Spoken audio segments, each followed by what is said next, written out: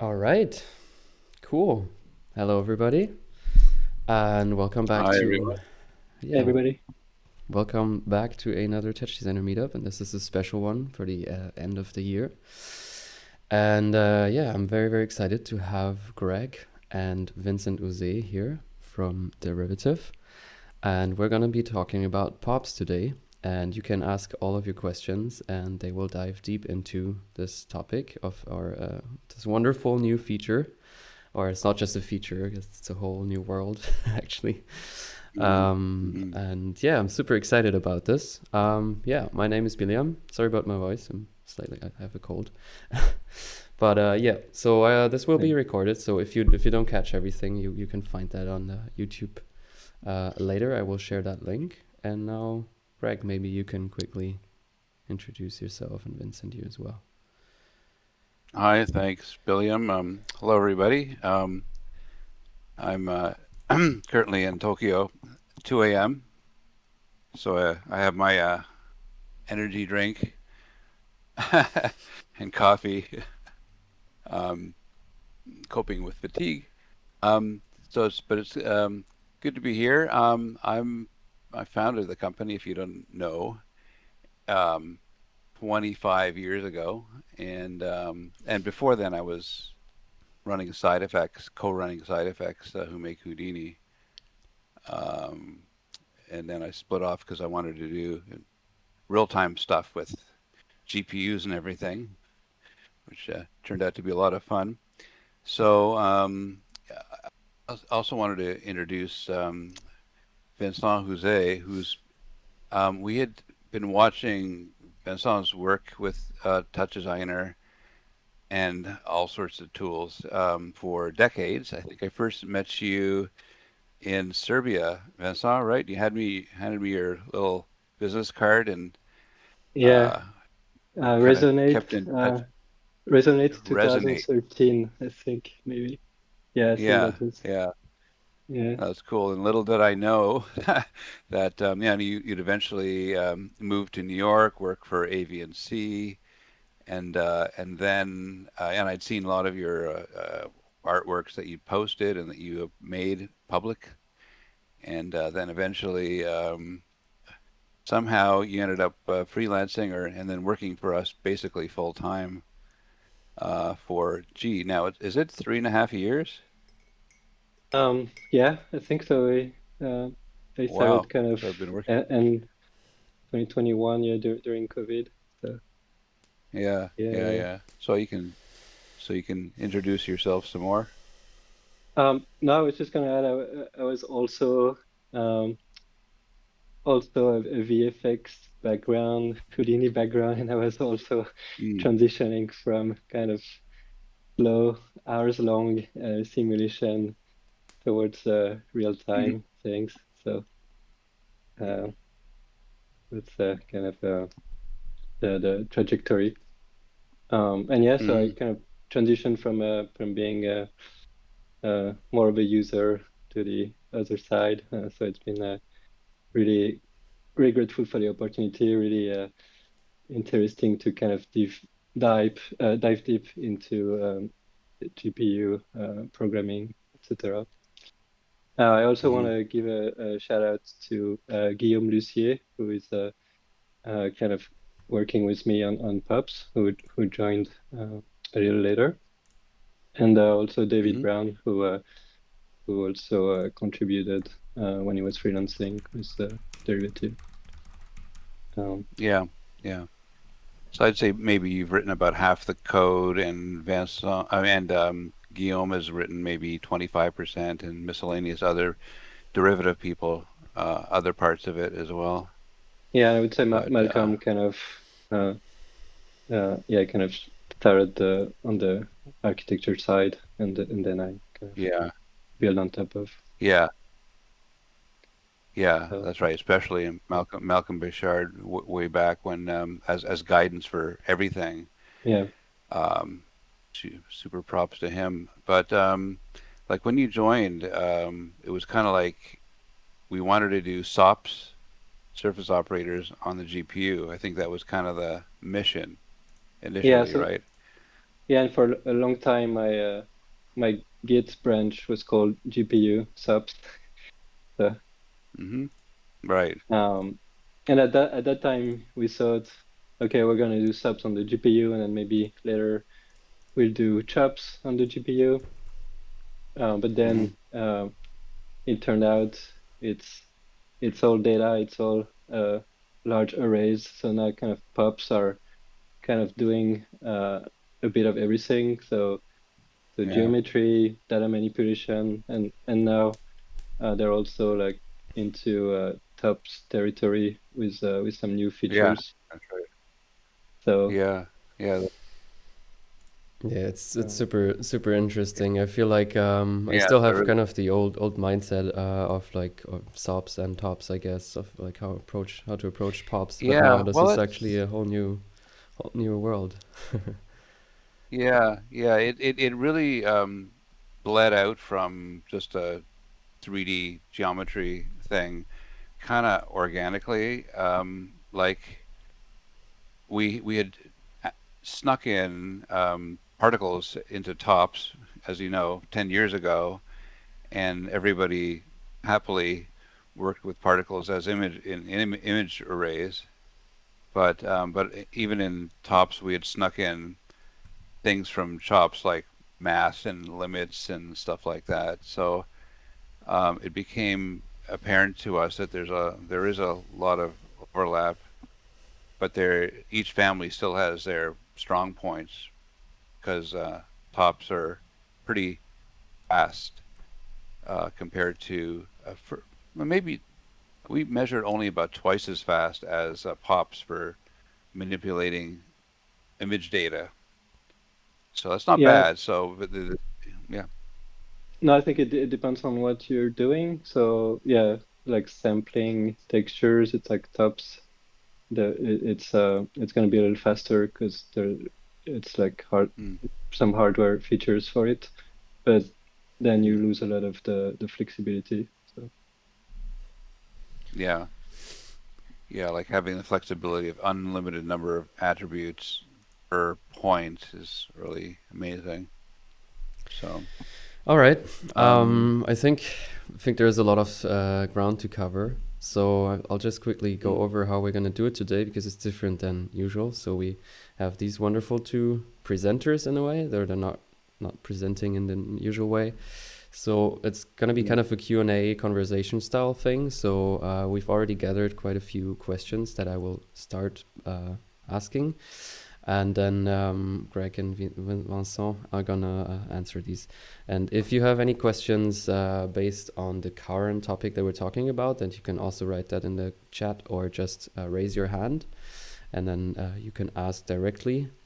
Or if you have any mm, other questions, any general questions, anything, just write them down in the chat, and I will try to integrate them when it's time. So yeah, I think we can get started with the first questions, right? Or is there anything that you want to add sure. before we get started? No, it's all good. Let's dive into it. Cool. All right. So first question is, what problem were you actually trying to solve with Pops? Mm. Yeah, I guess we covered a bit of that in the preamble. It was yeah, it was definitely replacing SOPs because SOPs was running on the CPU. They're pretty slow. They were getting more and more disorganized. I mean, SOPs actually first were written in about 1990, maybe 89 even, where we at side effects had a stack of operators like grid, transform, um, skin, stuff like that. Way back then, it was very not visual, but it was still a stack of operators. Anyways, the point is, it was originated a long time ago. So over the years, things got a bit more fragmented, and things were kind of in the wrong place. So we wanted to just have a kind of a completely fresh start on a new operator family. We didn't want to extend it any further. We just want to start from scratch. So it was like, yeah, basically replace surface operators and also pull in all the stuff that we had done in tops with particles, and then beyond that, and obviously the industry has moved a lot forward a lot with more data types like volumes and Gaussian splats and stuff like that. So it got the problems that we're trying to embody expanded. So, but it's primarily 3D geometry in preparation of data for rendering, and we had to really like we wanted to build POPs first before we tackled improving our rendering. We just needed a better data structure underneath. So we were kind of developing step by step. So POPs is one thing, but the other problems that we ended up looks like we can do stuff on GPU with POPs with audio manipulating audio. At our session here in Japan, the TouchDesigner Meetup, Torin Blankensmith showed how he was generating audio, granular synthesis, I think it was, or no, wavetable synthesis, something like that, with pops as an experiment. So it's the stuff is quite useful, but the initial problem was SOP replacement. Vincent, do you want to add anything on that? Yeah, no, I think that like for so a lot was possible writing kind of custom GLSL tops, but yeah, it was very kind of cumbersome to sample everything and put it into texture, and then if you and also if you wanted to work with geometry, you kind of had to like keep like the connectivity and the topology of the mesh. So all of that Hmm. now everything is just a lot easier to use and to access. So I think yeah, in that sense, it like opens. I feel like Touch has always been like a great tool also for fast prototyping and trying out different things. So now you can really kind of do a lot without having to yeah, do so many custom tools. So Mm-hmm. I think uh, for my own work as an artist, and that's the kind of things I was interested in. Yeah, kind of not be limited to textures anymore, but really having the full access, full power of the GPU. So and that's yeah, well maybe I'll show a little demo later. Um, just using GLSL pops right now, you can pretty much recreate any of the built-in pops. And so for kind of users who are so inclined, it means you can really add things you want. It's we're really given access to the all the buffers needed to create geometry. So, Yeah, as a Yeah, user, it really one thing feels I'd like a say. lot of different things are coming together with this for sure. Like, yeah, also Mm, things like uh, instancing is now like it's not obsolete, I would say. Maybe that's something we can talk about, but it's something you can also yeah, like. I don't know. It's a very different approach, I feel, and yeah, a lot of old techniques that still I yeah, think are relevant, but now, yeah, it's just on steroids. yeah. I mean, at one point, William, I'd like to know, what growing pains you had with them having a lot of experience with the previous workflow. The problems I had. Yeah, like the sort of the growing pains of figuring out the new workflows and stuff like that. I'll ask you that later. Okay. Yeah. All right. Yeah. So I guess we can move on to the next question. Yeah. All right. So what design principles guided the architecture of POPs?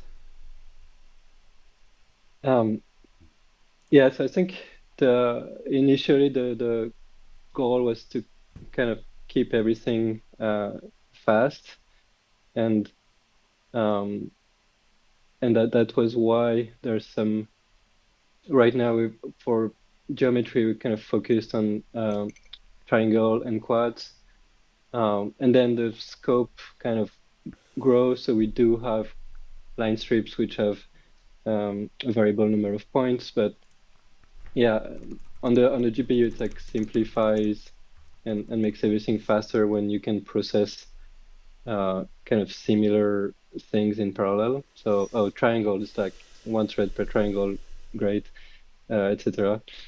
So that was one of the one of the things that we had in mind. And then I think then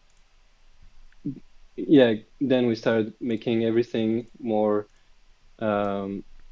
not only able to process geometry, but more open and data type agnostic, and kind of started to make everything very flexible and customizable.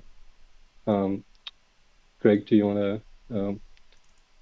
Yeah, that's right. I mean, multiple data types too, like not just 32-bit floats, but vectors of them, 3 or 4 elements of them, plus integers and matrices and well, colors as 32-bit arrays of floor for. But yeah, that's, I guess, expanding on the kind of data types as well, so that it'll kind of handle kind of the data that a GPU can handle well. A lot of it is, thankfully, a lot of the super complexity of doing things on a GPU with CUDA and so on is hidden, even kind of hidden from the GLSL programmer, less or so. But I think it's kind of remarkable that we got to a point where most users don't have to think about what's happening parallelism-wise underneath. Yeah. Another design thing is it's kind of interesting because there's this point in time where we're questioning the way we were doing things. An operator sends data to another operator and then to another operator. So each operator has its own local data. Some systems, like when you're building shaders, what you're building with your network of operators is one shader, and each operator is just code that gets added together to one super shader.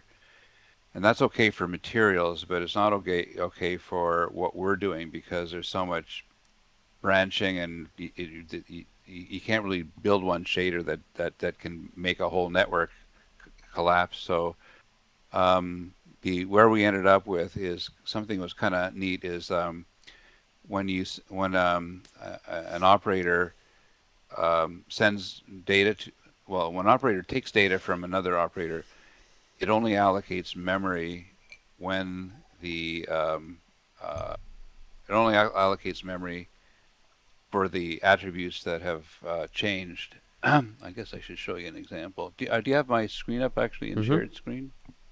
Yeah, you can see that. Yep. Yeah. Yeah.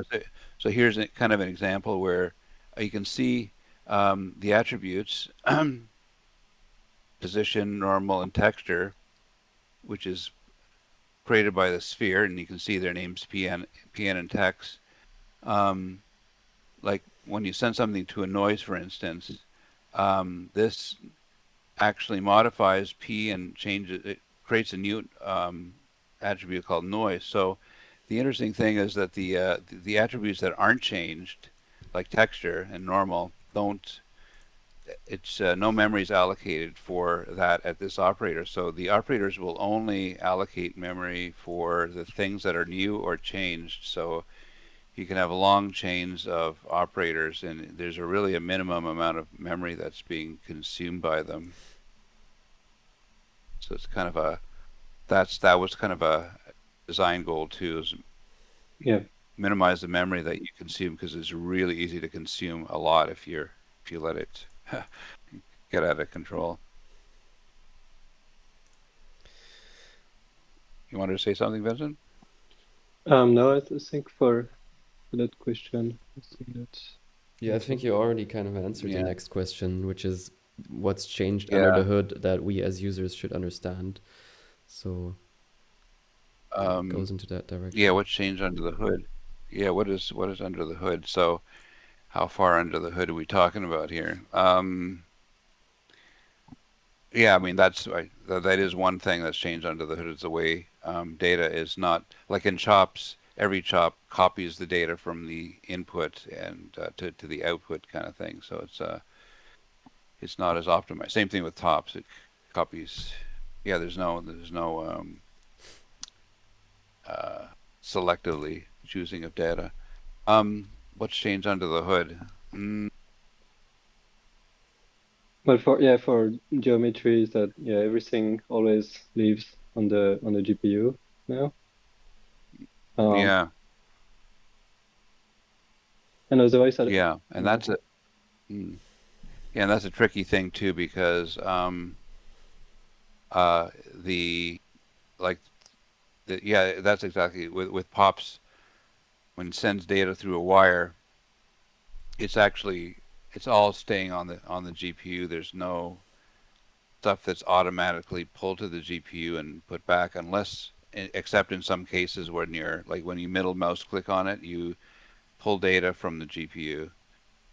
When you go from to a chop, it goes from GPU to CPU or to a DAT, right? So this is the the data here exists all on the GPU, but when you ask for the same data in a table, that goes into on through the GPU, which makes it more. For those cases, you're always going to get the data either slower or the next frame.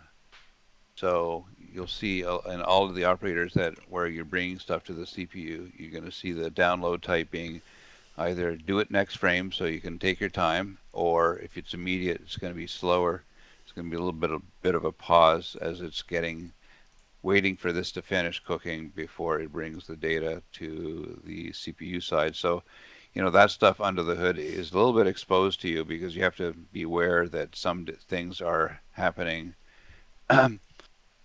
asynchronously on two different places. Same thing here. Oh, actually, on Mac OS, it's a bit well on the Mac GPUs, it's a yeah bit better for because the memory is shared.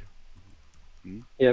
for integrated GPUs, since they share CPU and GPU memory, so then you can read stuff back and you don't get the penalty hit.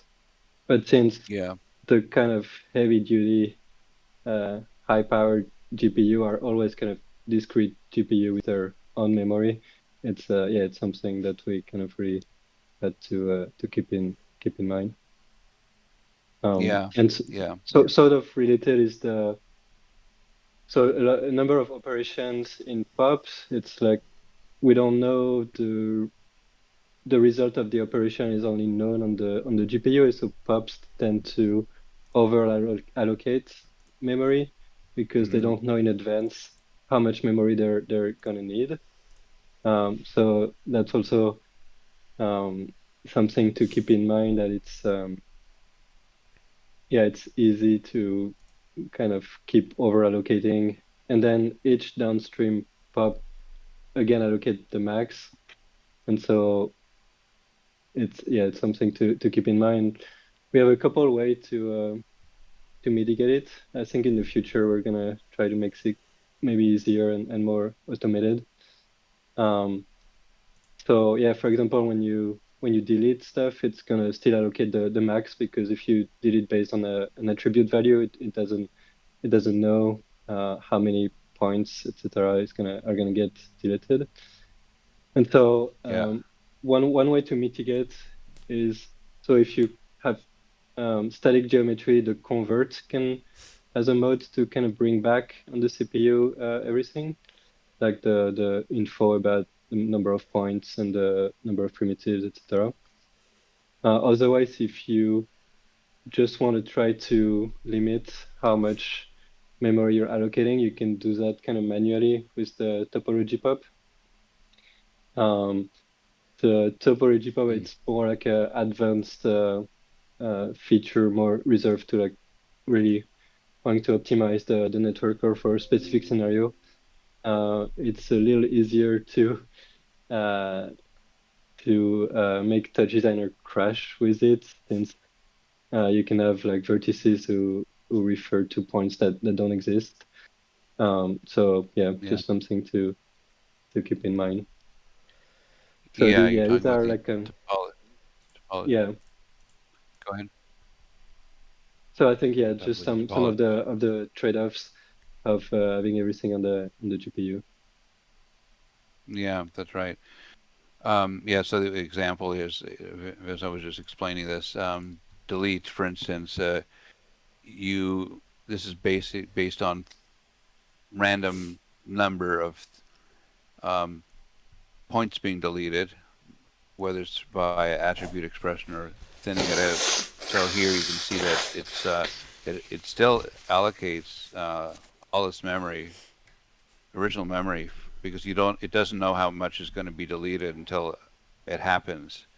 So this is the number of points left over, but it has to allocate full amounts. So yeah, it's kind of tricky. And as he said, the convert pop can um, be exact about this because I'm asking it to copy the topology back to the CPU. So it's kind of tricky things when you're optimizing memory. Sometimes it doesn't matter. You don't care. Sure, you've used a lot of memory even though you deleted half of it, but sometimes it does matter when you're trying to, yeah, here you're Yeah. deleting by attribute as well. Oh yeah. Uh, Just um, jumping back one question, because one thing I forgot to say about design principles. One mm, thing is we wanted to keep everything kind of deterministic. I think in a lot of cases, people, when, I don't know, they render videos or when they want to have always the same results, like if you like do things on mm, multiple machines, um, because on the GPU, you can do atomic operations a lot, and that can simplify things and save on memory, but then it means you kind of things are not always executed in the same order. So right mm, now, the design choice was to keep everything deterministic, but that means we're also allocating more memory. So it's also something maybe in the future we could have more pubs who allow you to do things non-deterministically if you don't need that, and kind of make things a little faster or save a little bit of memory. Um, yeah, and another thing I want to add is that in pubs, yeah, this thing that's complicated is a lot of time it's kind of easy to optimize for a particular use case when you know more about what your input geometry is. But since we want to keep things open and kind of allow users to do like a lot of different things, we have to kind of cover the larger number of scenarios, and then we kind of lose some of the optimization that could have been made for specific cases. And it's the mm. same. It's like based on what people are doing, or if some use cases are like very frequent, then we might bring back some kind of specific optimizations. Um, but yeah, otherwise it What's kind an of, example of that? sorry. What would be an example of that? Um, I think, um, yeah, for example, if you take the line strip convert operation, open or close, so Yeah. if you know that all your line strips are open and you want to close them all, then you know you need to allocate, one extra vert to each line strip, but you don't know that. So you could have in the input, you can have half of the line strip that are closed, the other half that are open. Uh, And so then you still allocate this extra verts and you still like mhm. process all the line strips because you don't know in advance. So that's Yep. the kind of thing where we could have some hints and say like, oh, all the input has this specificity. So then you can like choose like a faster pass. Mm-hmm. So there are like a few, yeah, and that kind of there's like kind of multiple instances in that of that. So the right now the general case is still like very fast, but it's like when you really want to optimize things, it's like everything matters. So then uh, Yeah. Yeah, because as someone who kind of Yeah. came from building my own tools for very specific custom purpose, I think, yeah, I was Mm, used to kind of really optimize for one specific case. And so now I have to like, oh yeah, it has to work with anything you kind of throw at yeah. it. So that's a different Yeah. approach. Yeah. Yeah. Right. You're coding your cases for your own use, and you didn't have to think about Yeah. Well, yeah. general Also, cases. That was a big difference when working for derivative. yeah, for working for your own projects. Yeah. So, Yeah. Yeah. So you were talking about like trade-offs. Is there anything that you think that subs were actually better at? Something that you had to, yeah, that you Yeah. couldn't, Good that you question. weren't able to do with pops now, or that the user is not able to do with Yeah. pops anymore? Yeah. Some things are harder. Booleans. Vincent, do you want to elaborate on that? yeah. So subs supported more kind of geometry type. You could do stuff with NURB surfaces. So this we're not doing in pops, for example. Mm-hmm. So I don't know if anyone is doing at the moment. Mm-hmm. Or Um, something else. Yeah. yeah, and then I don't know, sometimes some so there's still features we want to bring to pops that are for now are in subs. So like the text. So right now you would kind of create it in subs and then bring it to pops. Yeah. And then I would say Yeah. maybe That's right. some very niche scenario where you have very like light geometry and and this way you know you can keep everything on the CPU and have access to it. So that could be like Mm-hmm. some, but yeah, I think in the future Okay. at some point we might try to somehow cover that in pops as well. But Mm-hmm. Mm-hmm. Yeah, so so Booleans are very difficult, so that's why we've deferred them.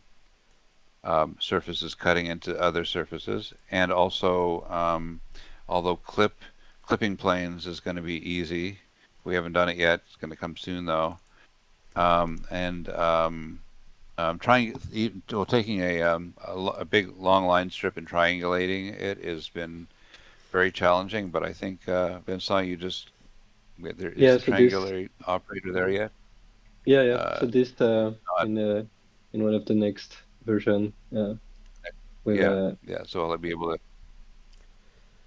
yeah. yeah, I So think that's that'll the help.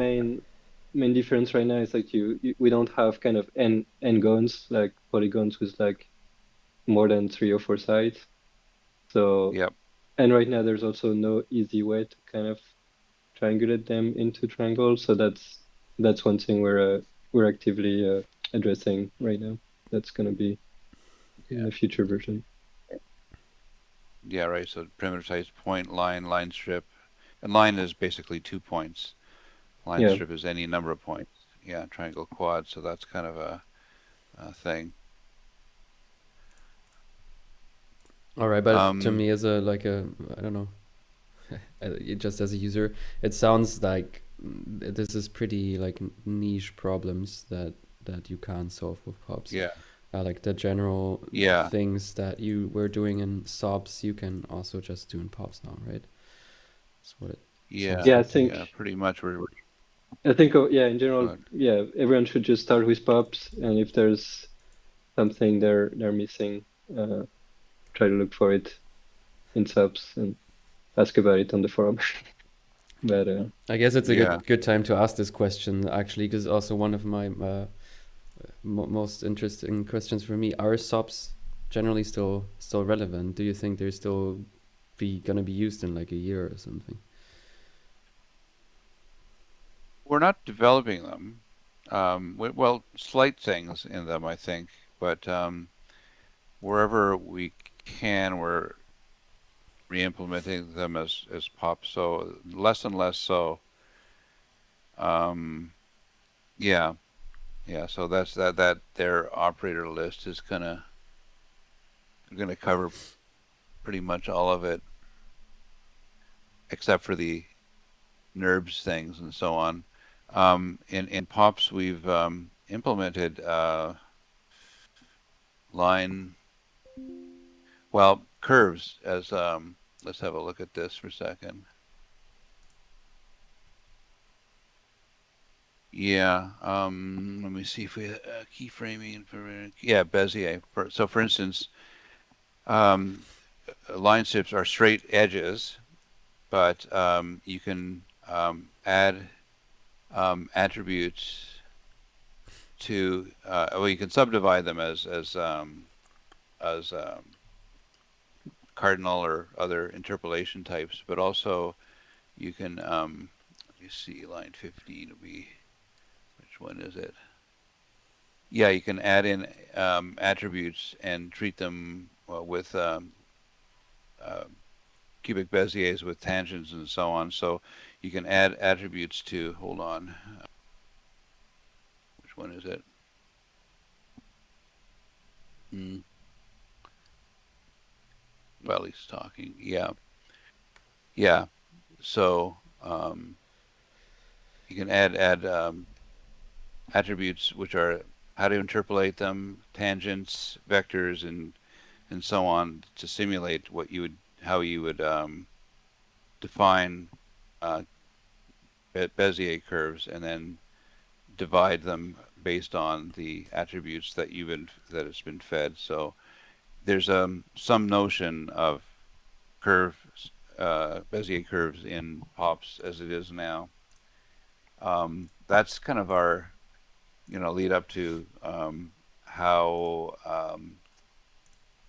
text is defined, because text is defined as mostly as some forms of Bezier curves, straight edges, and some kind of forms of Bezier curves. So we're going to try to, with the implementation of the uh, text pop, um, have text as three different forms. One is as subdivided points like this, as defined or as, let me just look at the input. Yeah, or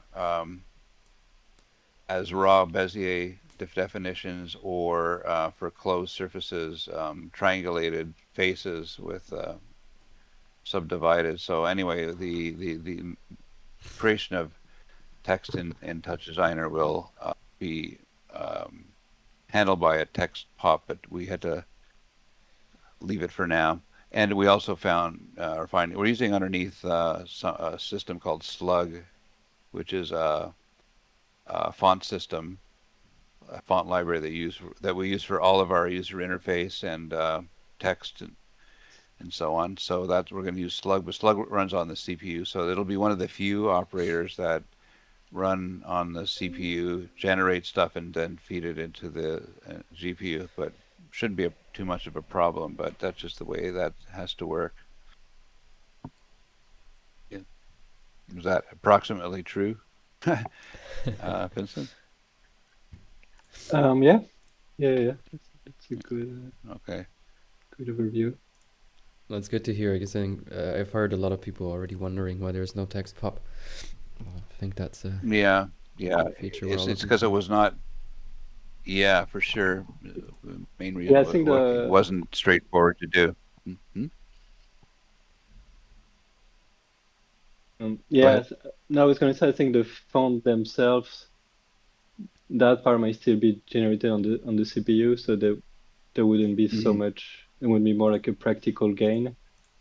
Um, Yeah, but I think, yeah, but then yeah, you could, yeah, you could manipulate everything. If, yeah, easier with pubs, I think.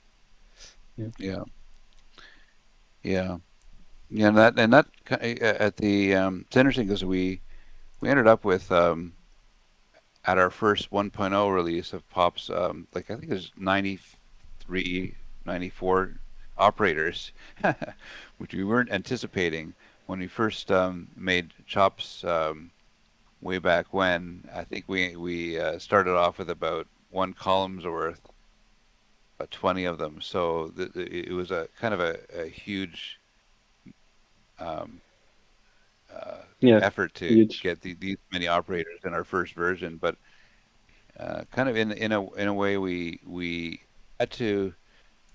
It's almost like Noah's Ark. We had to have one of everything to figure out whether our architecture for pops hung together. We had to do Yeah, lines and line strips and subdivisions and resampling. That was a whole bunch of things. We had to do all the operators for going to and from pops, stuff related to particles and points, stuff like that, point file in and all that kind of stuff. There's lots of pieces in here that we kind of engineered at the same time, and it's fortunate to have the 3 years or so to do it in because we backtracked a lot. yeah, Yeah, it's a lot of new features at once. But I guess also the difference to when you develop chops is now that people kind of also expect certain operators, right? From knowing subs, from knowing Mm, tops and chops, like you kind of have this feel yeah, for touch designers, so you also kind of expect certain things to be there, yeah, yeah, yeah, right. like the text Like box. for instance, like the text, for instance, yeah. I mean, a big effort on our end was figuring out what to do with these math operators. So Mm-hmm. yes, they all come from the math chop. That's where we started doing the development, figuring out, okay, what features of how do we want to make math better and how is it different on the GPU with attributes instead of just channels. So it took many steps to get to what we ended up with. So it ended up being quite, with Math Mix, it ended up being quite the evolution because we realized with the, if you look at Math Chop, you look at the operation combined. Yeah, here's your operations. Add, subtract, multiply, divide, average, minimum, maximum length. Okay, and so there are not many operators there versus with the math mix, the operators are that many. So it includes all of the ones from the math chop, but then we realize, oh, math is really also what the function chop is. So here we go, the function. So here's a whole bunch of functions that we would operate on one number. So why are they not together? And then we realize that, oh, limit is the kind of same kind of thing. There's limit is just putting clamps on things and looping them. So limit. So we realized, oh, limits. This this also really is the same kind of thing. So we kept on taking stuff in from chops and deciding, okay, we really should have one place where they're covered completely, everything we can imagine. So then we started to realize, okay, let's do that. Plus, let's split some specialized ones out. So we split out quantize as a separate one and limit as well as a separate one. Quantize and so on. So we have simplified versions of what's in here, and that's kind of the approach we took is all inclusive, and then more granular as separate operators. And then we might add a few more that might cover more parts of this. Oh yeah, there's logic in there as well. So uh, and so on. So it's kind of uh,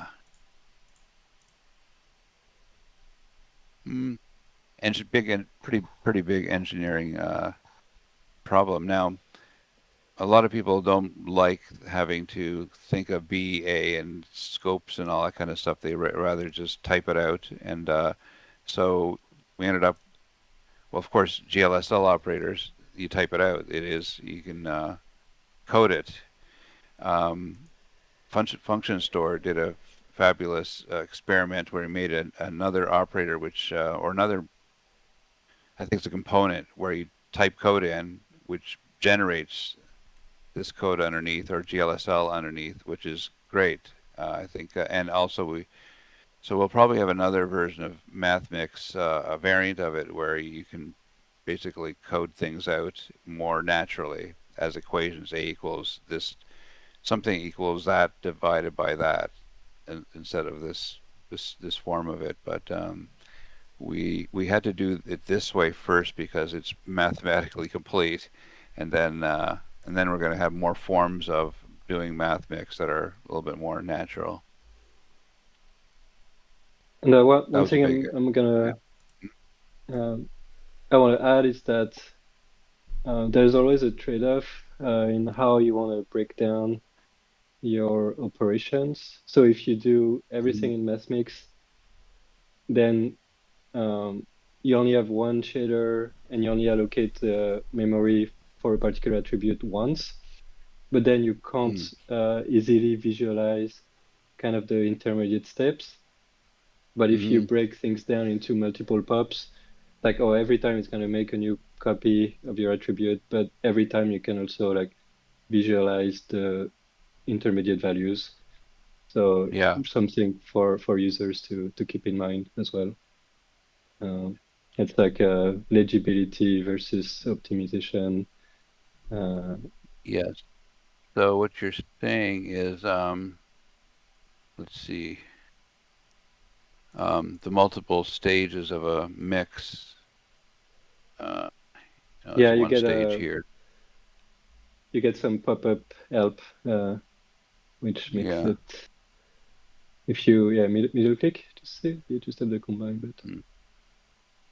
Oh yeah, yeah, right. Maybe. So what are you referring to? The this code down here? Yeah, yeah. Where you have Yeah. one line for each block, so it kind of makes it Yeah, one easier line to block see. to read. Yeah, yeah, yeah. That's right.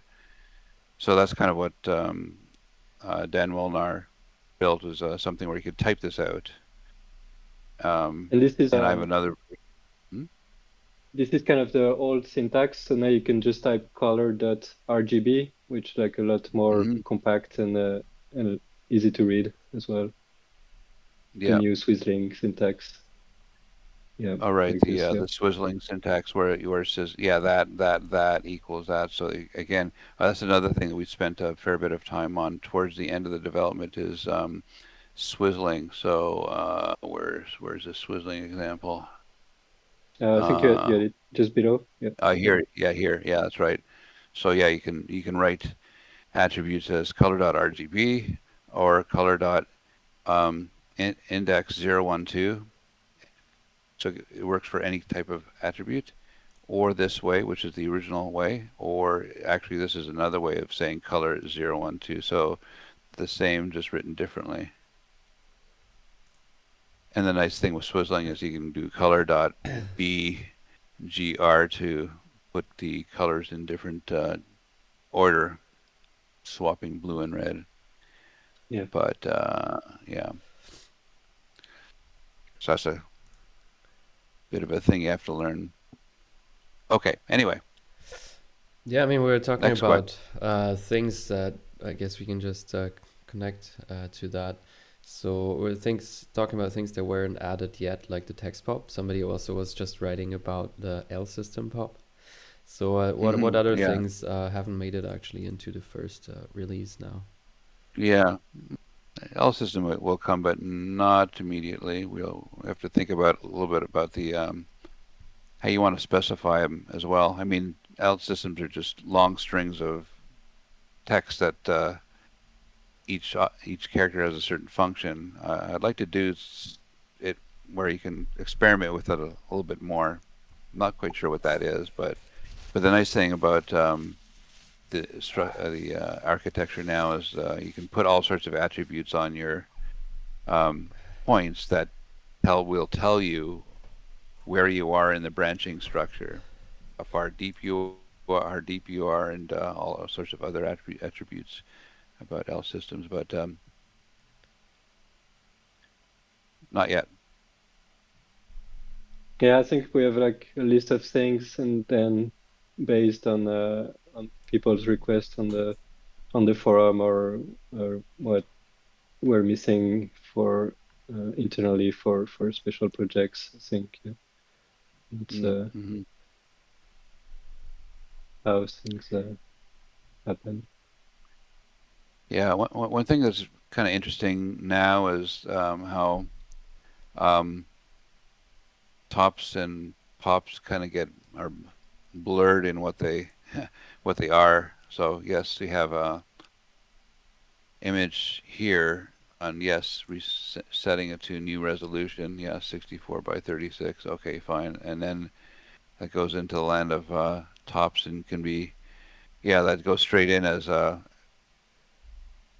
points with positions and that are assigned to it and color attribute. So their position and color. So and then fooling around with it in Popland, and then maybe it goes back to tops, or maybe it just continues on as stops pops. But it's kind of a super powerful back and forth. Um, One thing I think down here is yeah, 3D Yeah, textures, and again, hmm?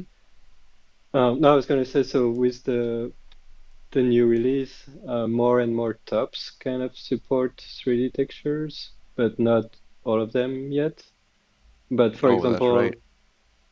example, so the noise top, I don't think you can create a 3D texture of noise right now.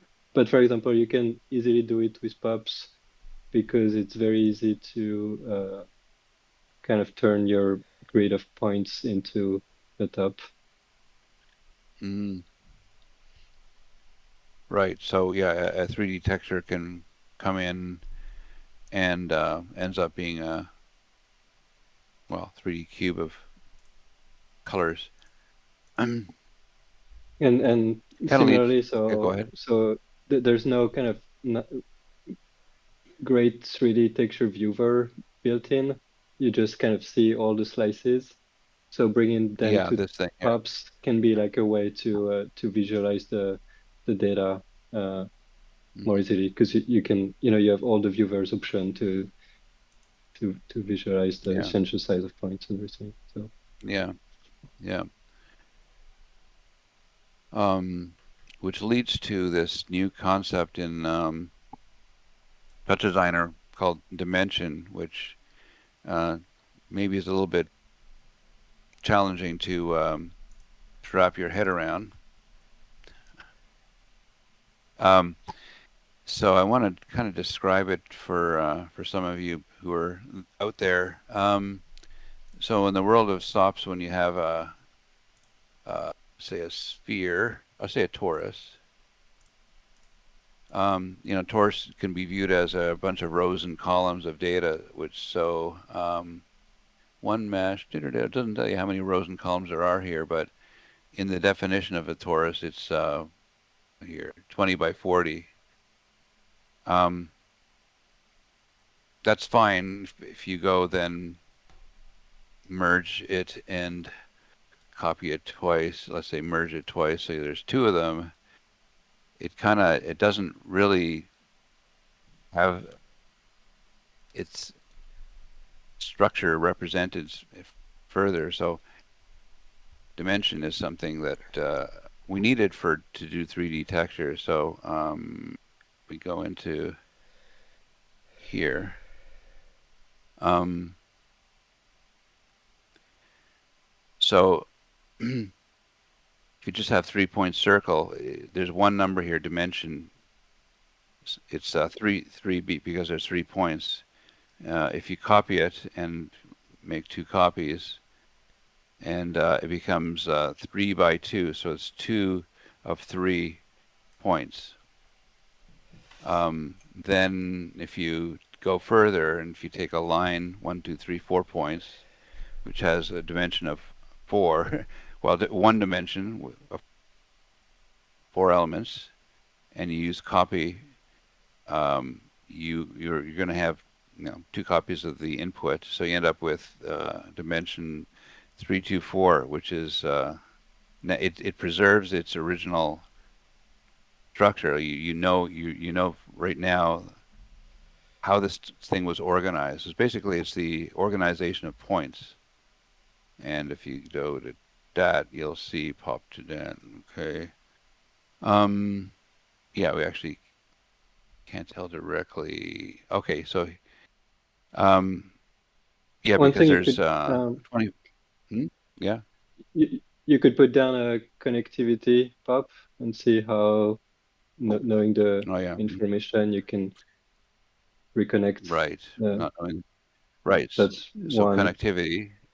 Yeah. So for instance, with connectivity, you can say just take away all the point, take away all the triangles, so you don't have any information about what is coming in, but it does still preserve its dimension of 324, which means you can say reconnected. So you can reconnect it line strips in that way or that way or that way. I mean, this is all, it's reconnecting the original multiple multi-dimensional data in different forms. And so that's connected line strips or with triangles. Whoop.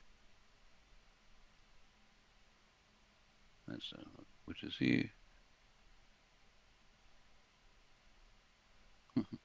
Anyway, I don't want to get into the, that is the thing. Okay, so let's just jump over and look at, I guess, another example too. Same kind of thing here. You can scramble it up. No connectivity. You can take one group, part of it, and one of the dimensions, and pull it out and translate it out. Let me just go up here with the 3D textures. Okay, so the grid pop is the fact that it actually has now slices. So we have 36, 35, 37. It shows, yeah, 36 by 35 by 37. Total number of points is that, which is the product of the three numbers.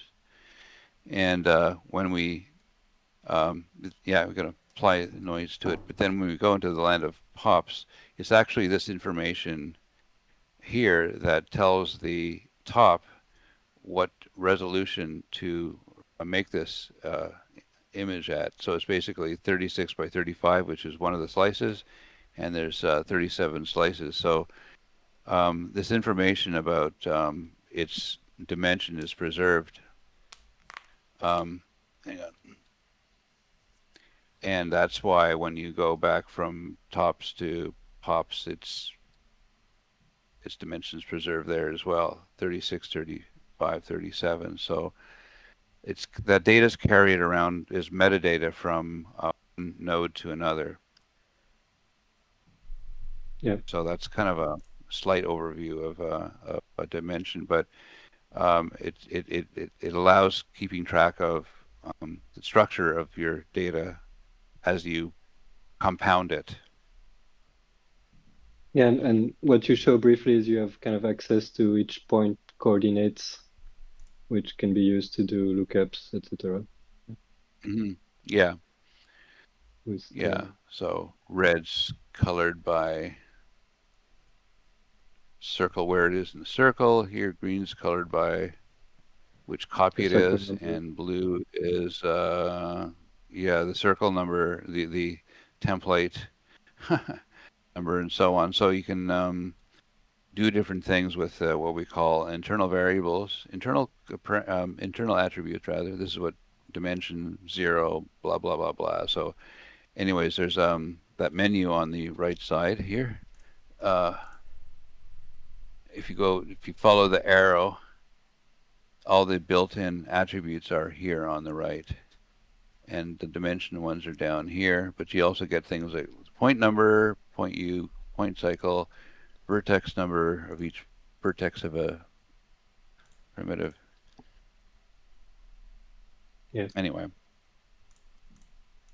All right, thank you. questions? That's a beautiful little overview, and it just confirms to me that I have only scratched the surface of pops. Uh-oh. Yeah. So many things. Yeah, I will just go on. So, where do you think the community might misuse pops at first? Misuse? Yeah. Mm-hmm.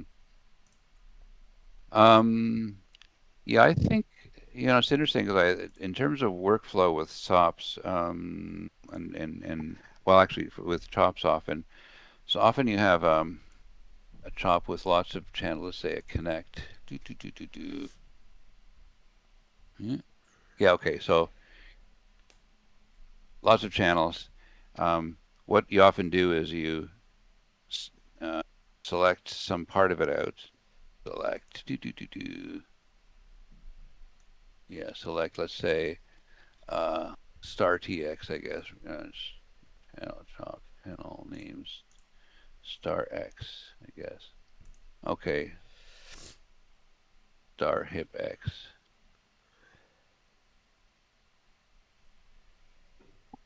Okay.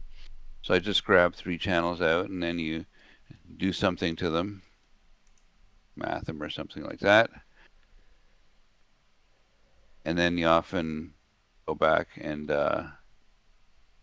merge something back in this, and then you merge that back in, blah blah blah blah, and so that's a very common workflow in chops, and I think with pops you don't have to do that for the reason I was describing earlier, is that you don't need to select things out to deal with lightweight data, because you can just in pops you just operate on the attribute that you want.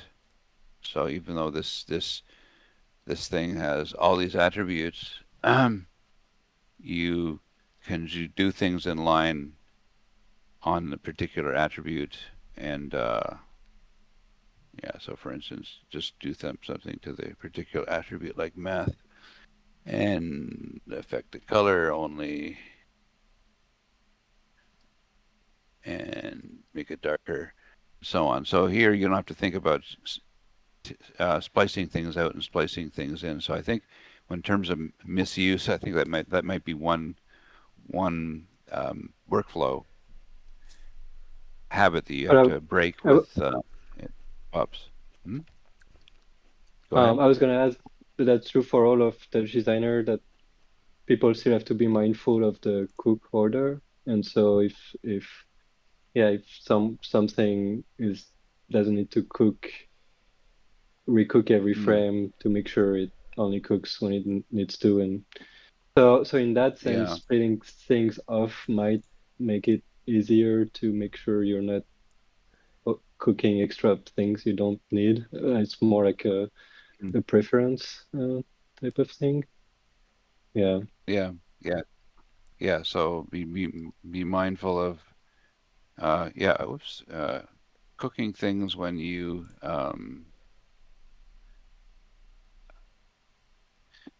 as little as possible. Like if you can do a math earlier in the chain, do it earlier in the chain and not later on when this is animating all the time, if this was animating constantly. Yeah. I think that was the same with chops or subs or Mm-hmm. Yeah, yeah, same with chops and chops. yeah. And I guess I think the other thing you brought out, it's very easy to yeah, just do a lot of copy of million points and then kind of crash because you run out of memory. So just Mm-hmm. something to be aware of, to keep an eye on the memory Mm-hmm. usage. Yeah, and Um, speaking of memory usage too, one of the things that we uh, did it in POPs, and we might backport it to other operators. Well, we partly did. Is um, we okay? So first of all, each input, there's 3 inputs actually, and each input of a multi-input operator has a block uh, parameters with it, a sequential parameter block. So um, first 2 are wired, and the third one is a reference down here. And so you can mix and match wired ones and referenced ones at your convenience. You can even put wildcards in here. You can put normalized star, and it'll treat that as a bunch of input pops as well. So it's kind of best of all worlds. But the other thing that avoids an extra node, an extra operator, is um, we we have um, um, the potential of parameters in with the blocks. So each block can have its extra batch of parameters that will go along with each input.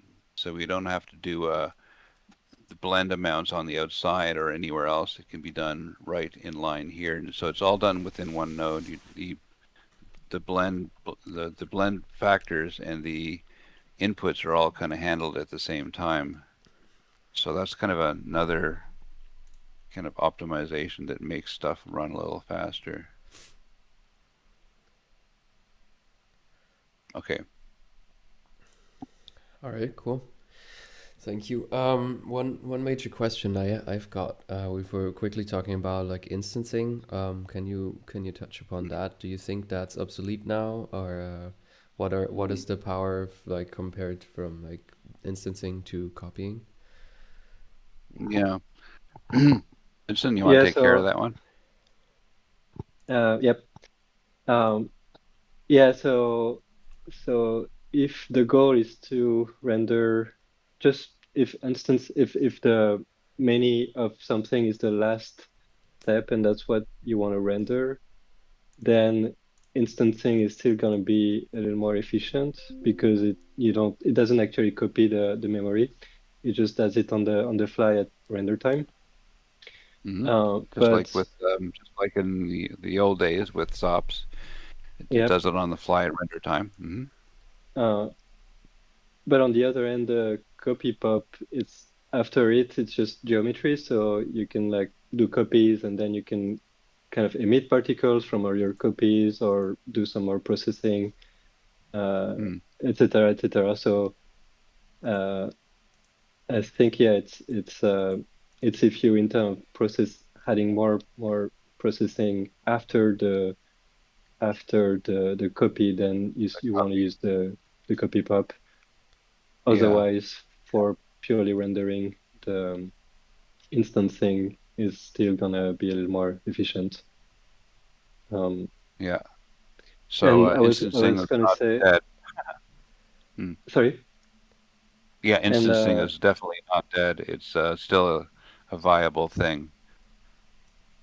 and for example, for um, people who are writing, so instancing in TouchDesigner, you could still do per copy deformation, but you kind of had to write your own shader, and you couldn't separate the kind of geometry deformation from the shading, or like you could, but by managing your code and like, but now with pubs you can like kind of just do your per copy deformation in pubs in the gem and then just use kind of standard Phong and PBR material.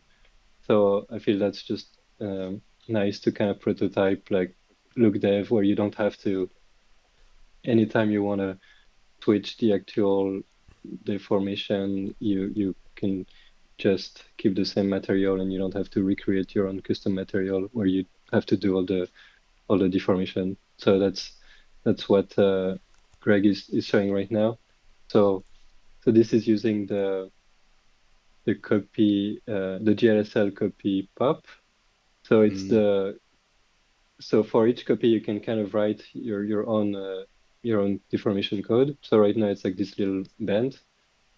And so in the past, you could have done that for each instance, but then if you want to switch the shading, you have to like do another GLSL mat. But now you can just, do that once and then just play with material completely separately. So that's just make things a little easier. Um, Yeah. So yeah, so I mean the code for this is pretty minimal now to do custom deformations per copy. Can you talk a little bit about the all the or maybe show all the additions you did to GLSL to make it kind of more functional, like more functions that we provide or pre-computed things and stuff like that. I mean, I see some things here that are you're using yeah, this pre-computed or externally computed things. I think the GLSL copy has kind of a lot of functions specific to it to access either the geometry you're copying, So yeah, that's kind of what we. So you have TD copy index. That's your current copy number. For any attribute on the template, you can use TD template underscore attrib. Mm. And then yeah, there are some shortcuts where when you don't add an argument, it's just gonna execute for the current point. Mhm. So Yeah. So and that's kind of the same with the GLSL pop, where some changes we did is that now you can access, if you have the same attribute on a bunch of inputs, you can access it via the input number. Whereas before, mm, so if you want to do a for loop with like the same attribute that's on a bunch of inputs, you can do that yeah. easily. Before that, you would kind of have to Mm. script it because it was like a hard-coded function name for each attribute in each input. So yeah, Right. these are things that make things easier. Is that in the syntax that we're looking at here? This kind of stuff, It is i.e., no, not this one. Mm. not this one. It would be in the GLSL uh, pub samples. Hmm. Okay. This one? Yeah, I Which one? think if you go, sorry, I'm gonna. Oh, yes. I want you should Yeah, answer the question about soon about the ray query and ray tracing stuff. yeah. So that one But I first, answered you wanna do you want to take? on the forum, but Oh, I can. So what? So one thing that was added recently was support for hardware retracing. So you'll find it on the ray pop, and that's just a yeah. toggle. First on the ray pop. Yeah, that's right. Not The not ray a pop. toggle. Yeah, Yeah, and the ray and here. yeah. So you have this Here it is. section that we're retracing. But I also exposed it for the GLSL pop, and so Hmm. that's the ray query example. So if This you one dive here. in, so on the Yeah. GLSL pop, you can use the collision tab to specify Uh, your on the pop collision. itself. Yeah. Yeah. So this is gonna say, oh, I want to generate an acceleration structure for this pop, and then you can Hmm. do ray intersection, fast ray intersection in the shader with the ray query extension on Yeah. the acceleration structure. Yeah. So this So we'll this probably this is using the features of the op- of GLSL, the it's features of so the ray tracing hardware features of GPUs that are normally yeah, used for image ray tracing. Now we're using it. First, we're using it for casting rays around 3D geometry. yeah, So exactly, yeah. exactly. Um, so unfortunately, there is so even though it's the hardware supports it on Mac, the recent M chips, Mhm. unfortunately, it's currently not supported by the translation layer, Mm. Molten VK, Yeah. but we're hoping in the future, yeah, it's gonna be more cross-platform, and then we can rely on it more. Yeah. Because this will be kind of useful to do particle collision and that kind of Yeah. things much faster than using the vanilla wrap-up, for example. So Yeah. Yeah, that's right. So, I mean, this is a super simple example of ray casting and bouncing, but only five of them. But I think with the hardware edition, you can do orders of yeah, magnitude more rays. you can do much denser geometry and like a ton of rays. Yeah, it's very fast. Yeah, yeah, yeah. Anyway, Yeah, let's make it crash. Okay, more rays. Mm, feel good. Okay. Anyway, get the right. idea. Um, Couldn't get it to crash. Yeah, so that was It's a good sign, I guess. A crash. Yeah. Oh, no crash. Okay. Anyhow, so it's pretty exciting addition to what's there, but we kind of snuck it in at the last minute. In the last, Vincent, you didn't tell me you were going to do it, and you did it. no, yeah, I think So, we talked about it with Malcolm that to make the wrap oh up yeah. faster, that Oh, was a good approach. yeah, yeah. Okay. Yeah, Cool. Okay, that's yeah. good. Um, Yeah, all right. Cool. I think, I mean, this is pretty advanced, I guess, already for people yeah, that it is are just advanced. getting started. So what would you say, Yeah, like, first off, where should people start? Wait, what was the exact question?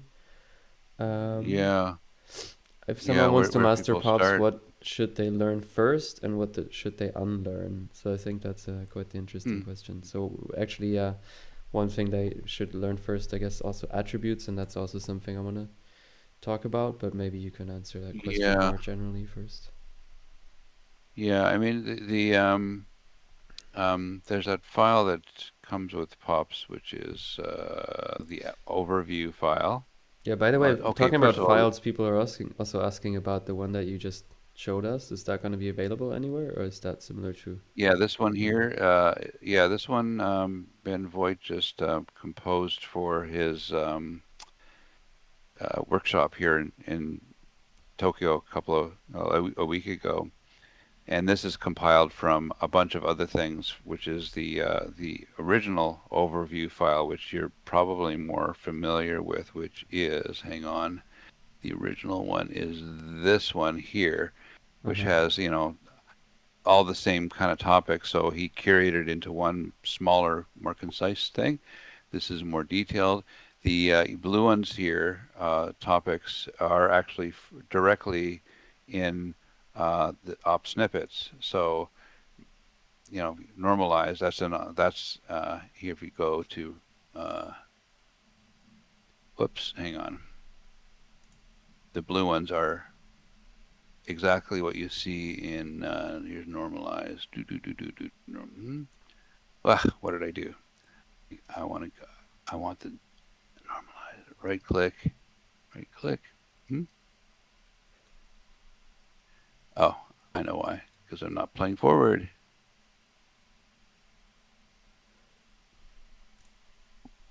Okay. Anyway, the as it's coming up, oh, it's paused as well. Um, uh, a good place to explore because it's the latest and best practices is the operator snippets. Now we have something for every operator now, and it's getting more and more complete. And what we've written in our descriptions and stuff like that is pretty um, up to date and correct, pretty deep at times. Now, on the website, so that's the overview uh, and also operator snippets. Within operator snippets, there's also a new uh, topic here in the corner called pop concepts. And all these topics down here are actually the same ones that are in overview: attributes, generators, math, and so on. So it's a one-to-one correspondence. This is just organized differently, but it's the same stuff inside. So that's one. Then, um, if you go to also in the same folder, which is POPs examples, and um, InterWiki tells you where to download this from. And there's also Pop Guide in here, which is made by Darian Brito. So let me just jump into that, which is what people often are turned on by because it's kind of cool. Um, Stand by. Where is it? Yeah, I have it open here already. Is it this one? Yeah. Yep. Oh, first of all, I gotta pause this. I'm trying to keep my CPU time low. Pause this for a second and run this. Okay. Yeah. So, um, okay.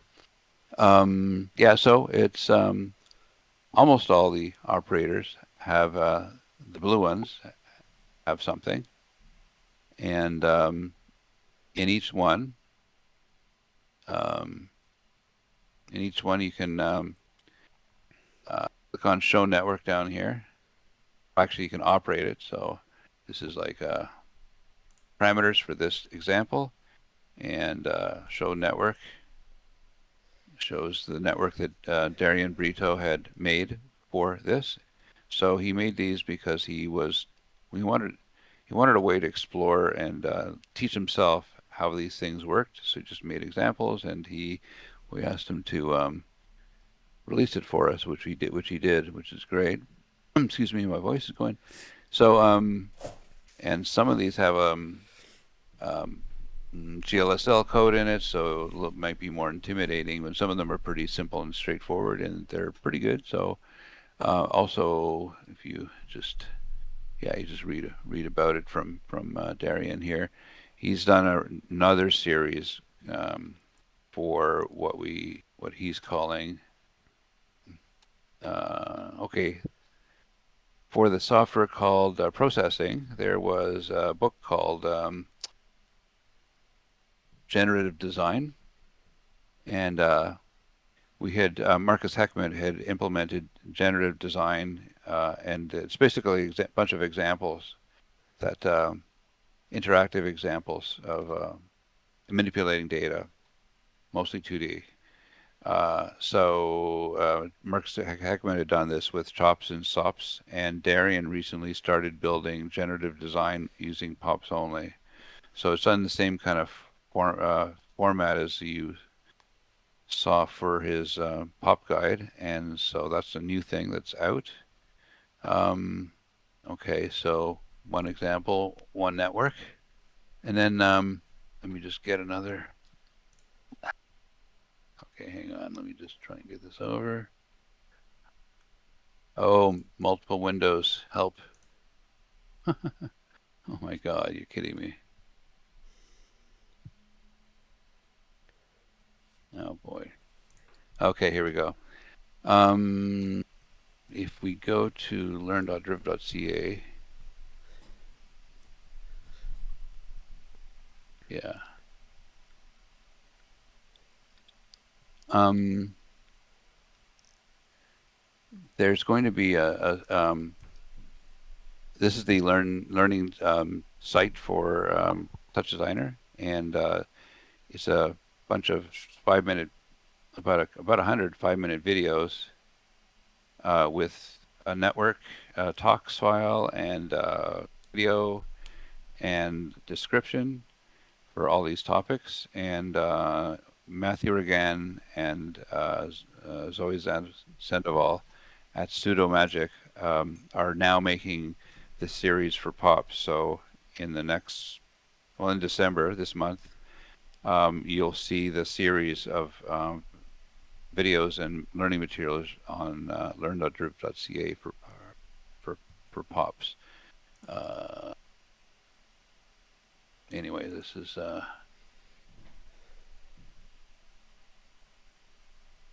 in parallel to, for instance, the series for working with tops and chops and so on. So it's a new series that's being made by them. So that's another place.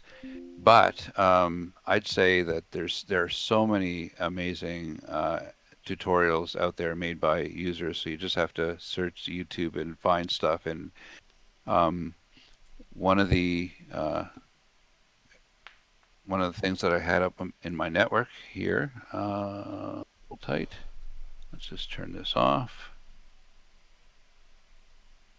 Okay, back to this one. For example,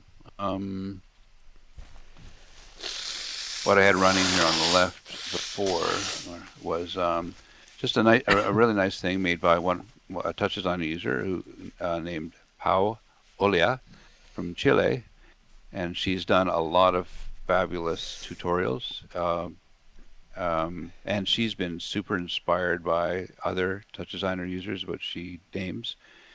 And so she has, I just want to put a props up to her because I'm using her example here as eye candy.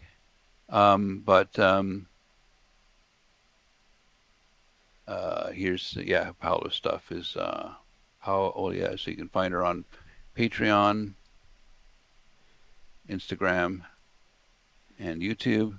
Lots of beautiful stuff that she's made, very well constructed and explained. So, that's just an example of the many really good tutorials of pops out there that people put out. I know, William, you put some out as well. So I think, looking at other people's work as always is really inspiring and good to get your feet wet with it. So that's kind of the example. Yes, I will. I will. That's the answer to share more. how to. All right, but that specific file you were like looking into now, it's not available, I guess. It's not. I think. Well, I don't know if it's on Patreon or not. Sometimes she. No, not that from eventually Paul. I releases mean, it like the public. general file you were working at, because people were asking in the chat. Oh, this one here, yeah. This one here, yeah. This one's assembled from Yeah. other stuff. It will be put out though. Yes, with a video of Ben navigating it. It'll probably be first with the Japanese translation, since it was done here. But yeah, Ben's presentation for 2 hours was recorded, where he goes through this in very nice fashion. So look out for that later this month, December 2025. Oh, that's exciting. Cool. I see that we've already done 1.5 hours. There's still so many questions Okay. left. So I Yeah. think one of the Yeah. main like topics here should probably be attributes. I mean, you already touched it a bit, but it's also something I'm personally super interested in. Maybe you can get into it a bit more, and then we can also answer some more questions from the chat as well. Yeah. Yeah. Okay. So, attributes is data that you attach with points or primitives or vertices. So if you middle mouse click, you see point attributes with this operator. It's position, P, has 3, float 3, X, Y, and Z, and normal, float 3, X, Y, and Z. And then there's an attribute on each vertex, texture coordinates. So you can also look at attributes if you put down a pop to or pop to dat like this, and you can see the attribute names here: position 012, normal 012, and that's for the points. You can also select it for vertices because we had the texture coordinates on vertices and so on. So anyways, it's just numbers that are associated with each class. So here we're adding this is adding a constant color. So you can create new attributes a bunch of ways. You can go to the attribute pop and just select an existing common one. Color is one of the standard ones. Normal, color, texture, and point scale line width. These are all kind of standard ones, but most of the fun happens when you make your own. But in this case, with the attribute, you create a new one and you give it a value, RGBA, and that's what what you see here. You got a color, float 4. Colors are always float 4 numbers. You always have alpha. There's no RGB. It's always RGBA. And we see that in this pop to dat, you see the color being created, and you can see the values for all the points being 0.9, 0.601, which is what we had set down here. So that creates a constant attribute. And here, attributes can be created all over the place. So when you add here's a simple one case where the math pop creates something called p scaled, which is takes the p um, position and just scales it by 0.1 and outputs it as p scaled. So you can see middle mouse click. There's p scaled here, float 3 as well. Um, you can tell that's all it did by bullseyeing it. So take p in, which is the default, multiply by 0.1, output p scaled. Fine. So many operators create uh, attributes on the fly, and you'll see it's represented down here as a attribute that was either modified or created. And then And when pattern. when they're created Hmm? on the fly, it tries to be smart about it. So if you have two components in the input, it's going to create a float 2. If you have three components, a float 3. If you have like an integer, it's going to create Oh an yeah, integer. So it's kind of right. depending on what's the input is like, it's going to What's the try input? to Yeah, automatically create yeah, what makes the most sense. yeah. So here he's putting just the x and y of the position, and So p well, I don't know, scale it's error. is going to Oh be yeah, it's going to be yeah, uh, yeah. Anyway, but the idea here is it just made a p scale being a float too, because you're only telling it you want a p dot p. xy. Okay, fine. And then a case where you, for instance, the pattern shop will add another attribute down here, ramp up down, with the different types of functions in it. So here's ramp up down, what the function looks like from the first point to the last point. Let's look at the points separately. D here. So it's about 20 points, 16 points, up, down. That's the type. Could be cosine, for instance, and more than one cycle, phase shift, exponent raising to power, rearranging it to a different upper and lower limit, reversing the function, and so on. Making it close. What? That's something else. And then setting this to a new attribute called ramp up down, and you can see its values here, ramp up down, and there's all the attribute values. So it's creating on the fly. Each value is different, and many operators do that. And then this here is important is the attributes can be on points, as we've been looking at just here. They can also be on the vertices, the vertex of each triangle in this case. So the grid is made up of uh, 18 triangles. So each vertex of the triangle gets a color, a random color, because this is a random pop. And so in this case, um, because it's on each point and the points are shared, that is, um, a point here is shared by this triangle, that triangle, that triangle, all these triangles around it. So the point here is basically a singular color that is shared, as you might see, because it's a point here that's, hang on, a uh, dots, yeah, dots or just wireframe. Yeah, so this point has one color and it's blended to all the other triangles.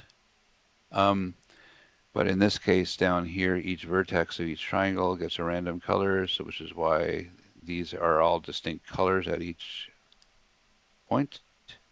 And down here, it illustrates that primitives can have their own attributes. So here's a case where a primitive attribute, each primitive, i.e. the triangle, gets a separate color. And you can see that if you, again, look at POP2. Here, in this one, we're looking at points, point attributes, which here's your colors on the points. And then on this one, we're looking at vertices. And here's the color on each vertex, along with this is the polygon number, and this is the vertex number here. And finally, down here on the primitives, um, saying give me the primitive. So this says that the first primitive is a triangle with vertices number 0, 1, and 5, and here's the random color that was assigned to it. So this illustrates that each triangle gets its own separate color attribute. So that's, you'll see menu everywhere of where you want to put, what class you want to put your attribute on. So where is it now?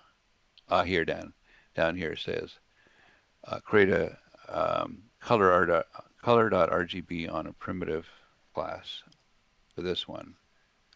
The choices are point, vertex, and primitive. So that's all there is. Points, primitives, Yeah. and vertices, and that's it. There's not much to pops. He said. Yeah, these were already Any in other? subs, but in pubs, it's really emphasized that you can, yeah, create your own and use them in many different ways, Yeah, more easily yeah, than in subs. I honestly never yeah. once used attributes in subs. just Yes. See, didn't because it's have so to. hard to use. Yeah. I hardly ever did as well. It's kind of a pain. Yeah. Um, Cool. I guess I feel like this is something that you just have to kind of get used to by doing it over and over again, really, like a lot of things in Touch, yeah, yeah, to really understand the yeah, concept and yeah, like yeah. creating new things on the fly. And yeah, I mean, we as you said, Eh, now you can have as many attributes as you like to a point, but I mean, we're kind of used to mhm, like position and color and stuff from tops. So that's not hard to yeah. understand for me, but when it comes to more complex, like even feedback systems or that kind of stuff, Hmm, hmm. then it quickly Yeah, becomes hard to understand.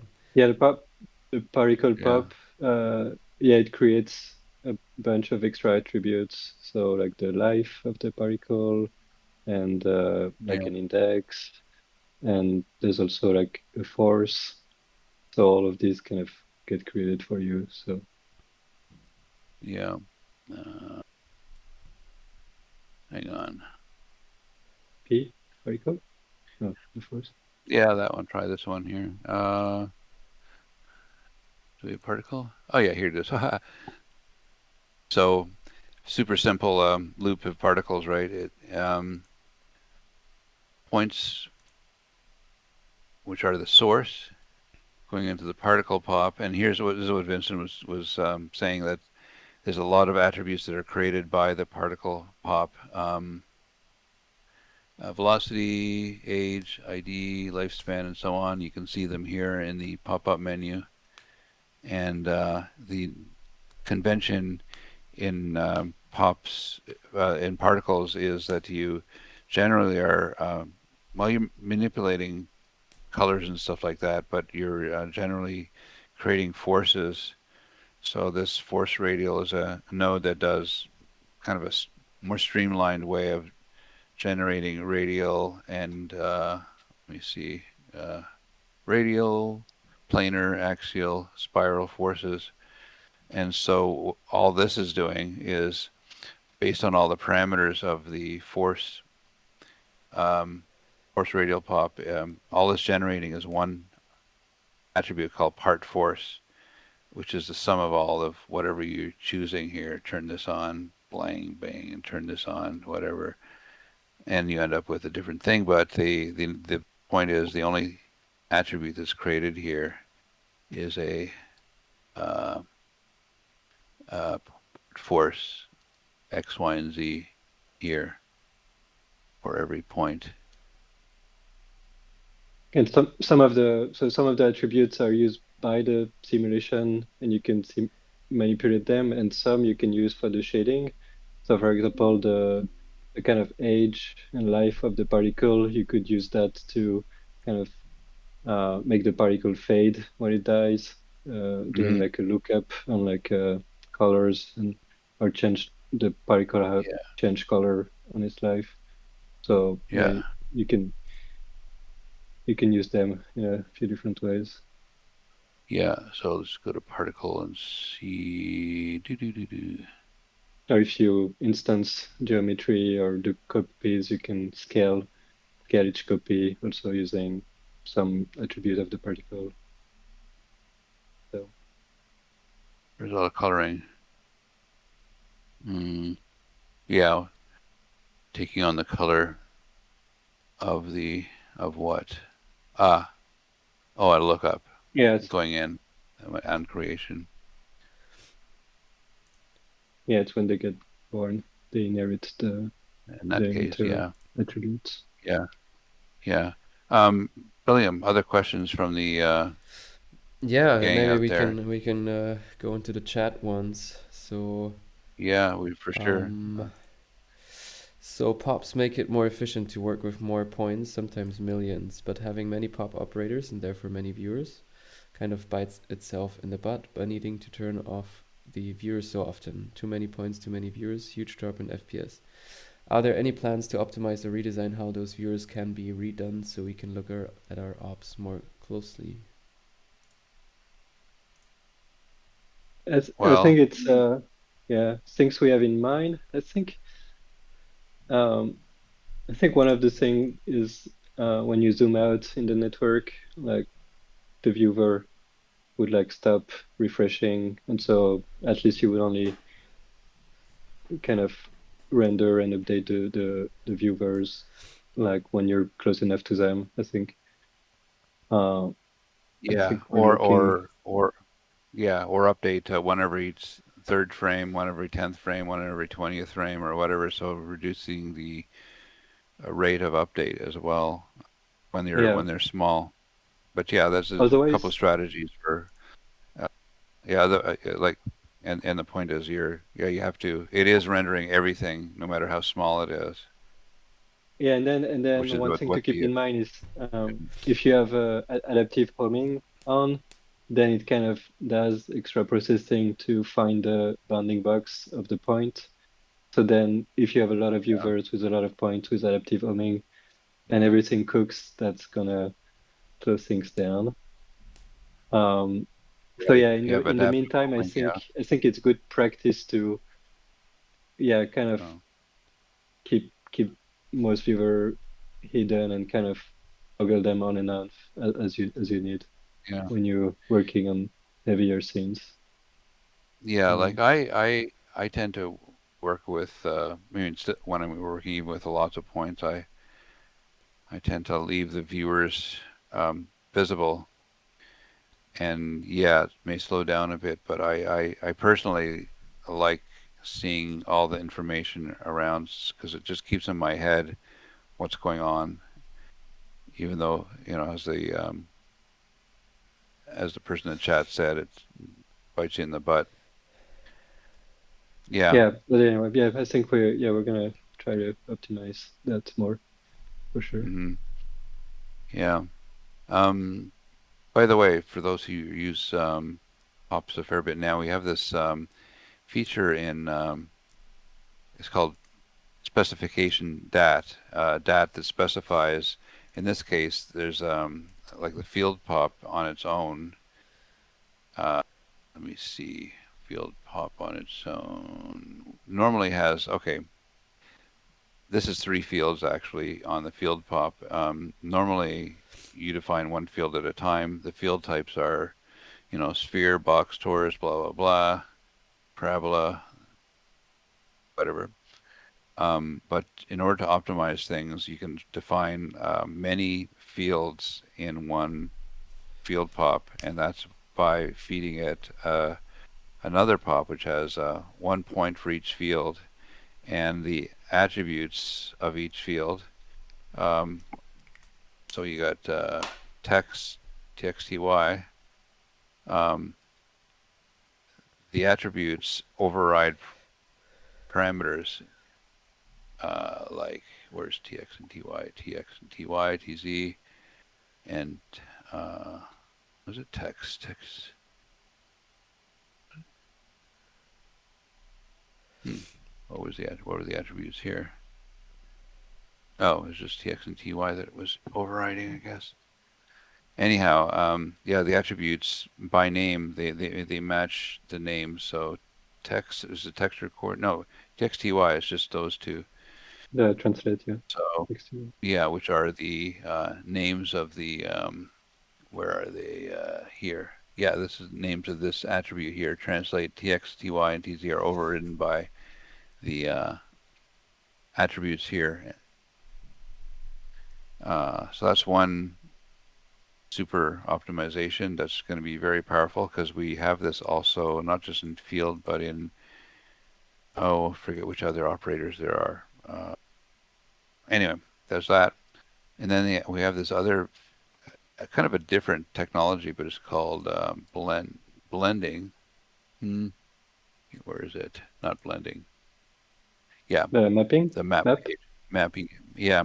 So normally attributes, normally parameters is the same parameter for every point. So for every point in the transform, normally if you have a translate of 0.4, all the points get 0.4. But if you want to translate it differently for every point, then you can put in an attribute translate value for each point. So let me just show you what that means.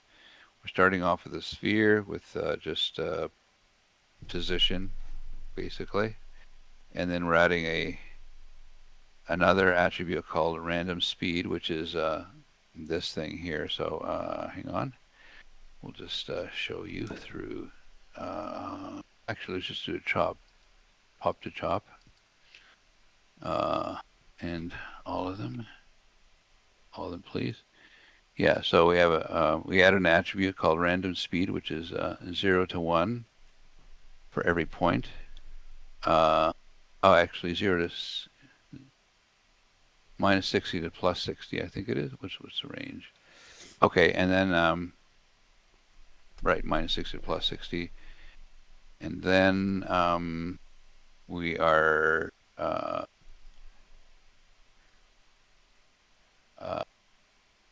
multiplying it by abs time dot second, so it just increases like actually you can see it here, but the it's animated. And then but each, okay, so you have this attribute called random angle, and random angle is being used here on the map page of the transform. So just saying, take the attribute called random angle from math and put it on the RZ, the rotate Z parameter. So if we go here and look at the transform, the rotate Z is here. It's minus 0.2. Oh, it actually set to random angle. Whoops. Hang on. This italicized thing means it's being overridden.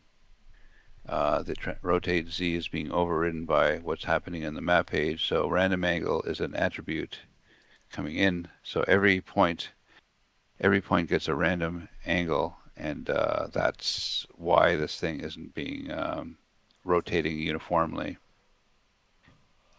Sure, you can rotate it in ups. Hang on, angles. Yeah, it can be rotated constantly in Rx, but not in RZ. It's basically a different rotation for every point. So that's kind of something that's been requested a lot in shops, and it is in a couple of our shops, but this is now a uniform thing in POPs where some of the operators get a map page, and you can do this kind of magic mapping of attributes coming in, going to candidate parameters. So I can take another attribute and map it to translate Y, and so on. You can set it, multiplier, add it. It's a lot. It's a mouthful, but excuse me. That's kind of another thing that pretty powerful in POPs that will expand kind of the flexibility of a bunch of operators. Yeah, I just recently discovered that. It's super interesting. Yeah. Being able to And control and I was individual gonna parameters. And I was Mm-hmm. going to add also Mm-hmm. in terms of performance, it's going to be much faster to try to use the same pop and mapping the parameters to do different things on the input than to kind of split up and do different transforms, for example. So Yeah. because Yeah. it's just one shader that runs on every point. Otherwise, it's like each Yes. pop has like a little bit of overhead. So Yeah. Right. that's uh, so that's a great feature for performance as well. Mm. Okay. Someone had a question, William, about getting data to Ableton, DAWs, some Ah, yeah, there other was. Could you talk about audio AV's software. audiovisual implementation with pops like TD Ableton or Max for Live? Yeah. Um, well, the a lot of it doesn't change because you're sending data to those tools via on the CPU via MIDI, OSC. Um, sure, you can send audio waves across between them as well, but that doesn't change. Is the what happens with this? What does change is the data that you're driving it with can come from pop attributes. So you can take your random angle and get it into chopland as we are here, and somehow route that to like OSC or something else that gets it into the world of audio, and the other way around. Stuff coming from the audio tools would come in via OSC, MIDI, TD Ableton, or whatever, and yeah, you can drive parameters with it. But that's kind of there's no other pathways beyond that.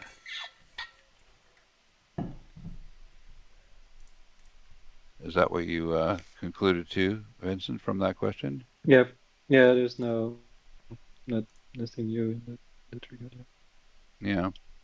I will make an audio to pops tutorial at some point if I had some Yeah. ideas for that. Yeah. That would be great actually because nobody's done it. Audio to pops, pops to audio. Yeah, we're expanding the ins and outs of pops as well because um, first there's just going to files. So now that there's a file out, going to file out, going to a bunch of file formats, OBJ files, PLY, AXR, Gaussian splat out actually, E57, also Alembic out as well. So is that in our menu yet? File out, file type, file sequence. No, but it's in I think a newer version of TouchDesigner that's has been posted because there's also we have the Alembic in, uh, which is fabulous. With animated geometry, as this is. This is basically a Alembic file just being played back with its time variable moving forward on animation that was made by Polyhop. An output this was actually output from the file out pop. Hang on, there is a no sequence. Nope, still don't see it. Okay, so that's getting data out via files. Getting pops out via just streaming it out to other tools. Well, actually, pops can go to Touch Engine. So I wonder if we have an example of that comp. Touch Engine, Engine comp. Yeah, here. No, so we don't have an example here of pops. Nope. Okay, but anyway, the engine, Touch Engine can actually take in pops and put them out. So that's going, through a network call to get to the engine component. But we will have mechanisms to send pop arrays to other tools. I'm kind of enthused by that stuff, including to Unreal and Notch Yeah. and someday Blender and someday whatever, just getting more live data between TouchDesigner to other tools. So again, that's another reason why we wanted to engineer pops the way we did, is to be able to send huge chunks of data to other systems, including machine learning tools and so on. Winston? Um, yeah. Yeah.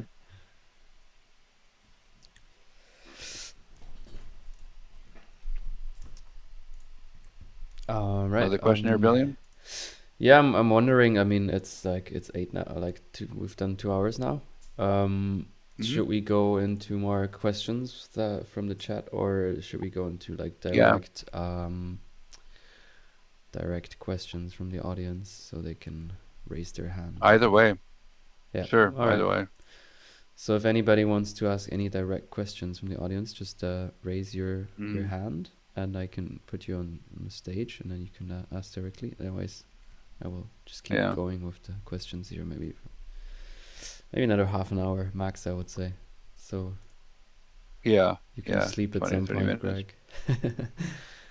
Oh yeah, right. I got my raise hand is disabled. Energy drink. Yeah. The energy drink says, can you see that? And this is what it says. It says once in a while, trust. Okay, it's now breaking through sleepiness. Great.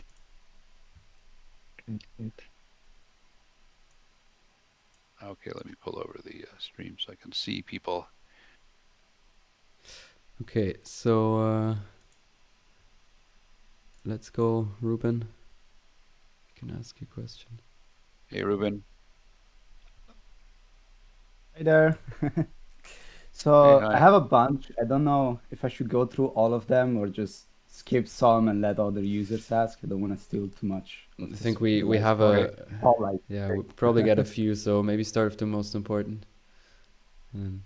Okay, so are there any plans? So in the field pop right now, you can use a specification pop, which uses the points to then define like a sphere or a box or whatever else you input as the method.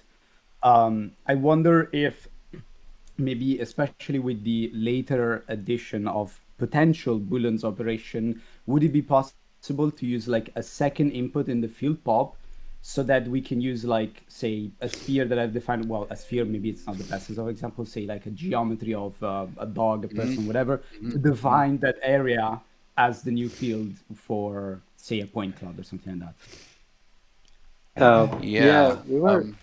So yeah, that's definitely on the table, and yeah, for the future, yeah. Okay. Yeah. So but wait, hold on. But right now, you I mean, the nice thing about field is you have a roll off from the inside to the outside, where it goes from a 1 value on the inside to 0 on the outside transition. If you're not worried about that so much right now, you can use the ray pop, and there's a output called inside, and you can give it any geometry, and you can determine whether you're inside or outside the closed geometry.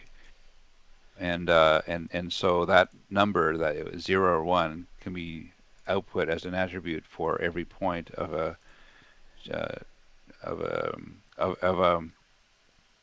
incoming geometry, based on your second input. And so yeah, Ray kind of does that. And if you want, you can. There are ways of blurring it. And to make it a little easier to find, I think it's something we plan on adding to the group pop, where you could give it like another pop as like the bounding volume to define what's inside the group or outside the group. Because the ray pop is maybe not the first thing you think of. Yeah. Yeah, I wouldn't have Mm, guessed it personally, but thanks for the heads up on that. yeah. Um, if I may go with, I'll only throw like bunch full. I'll try to be sure about it. So in the Hmm. point transform top, there under the align tab, there's the option for a reference parameter, which is the origin size parameter.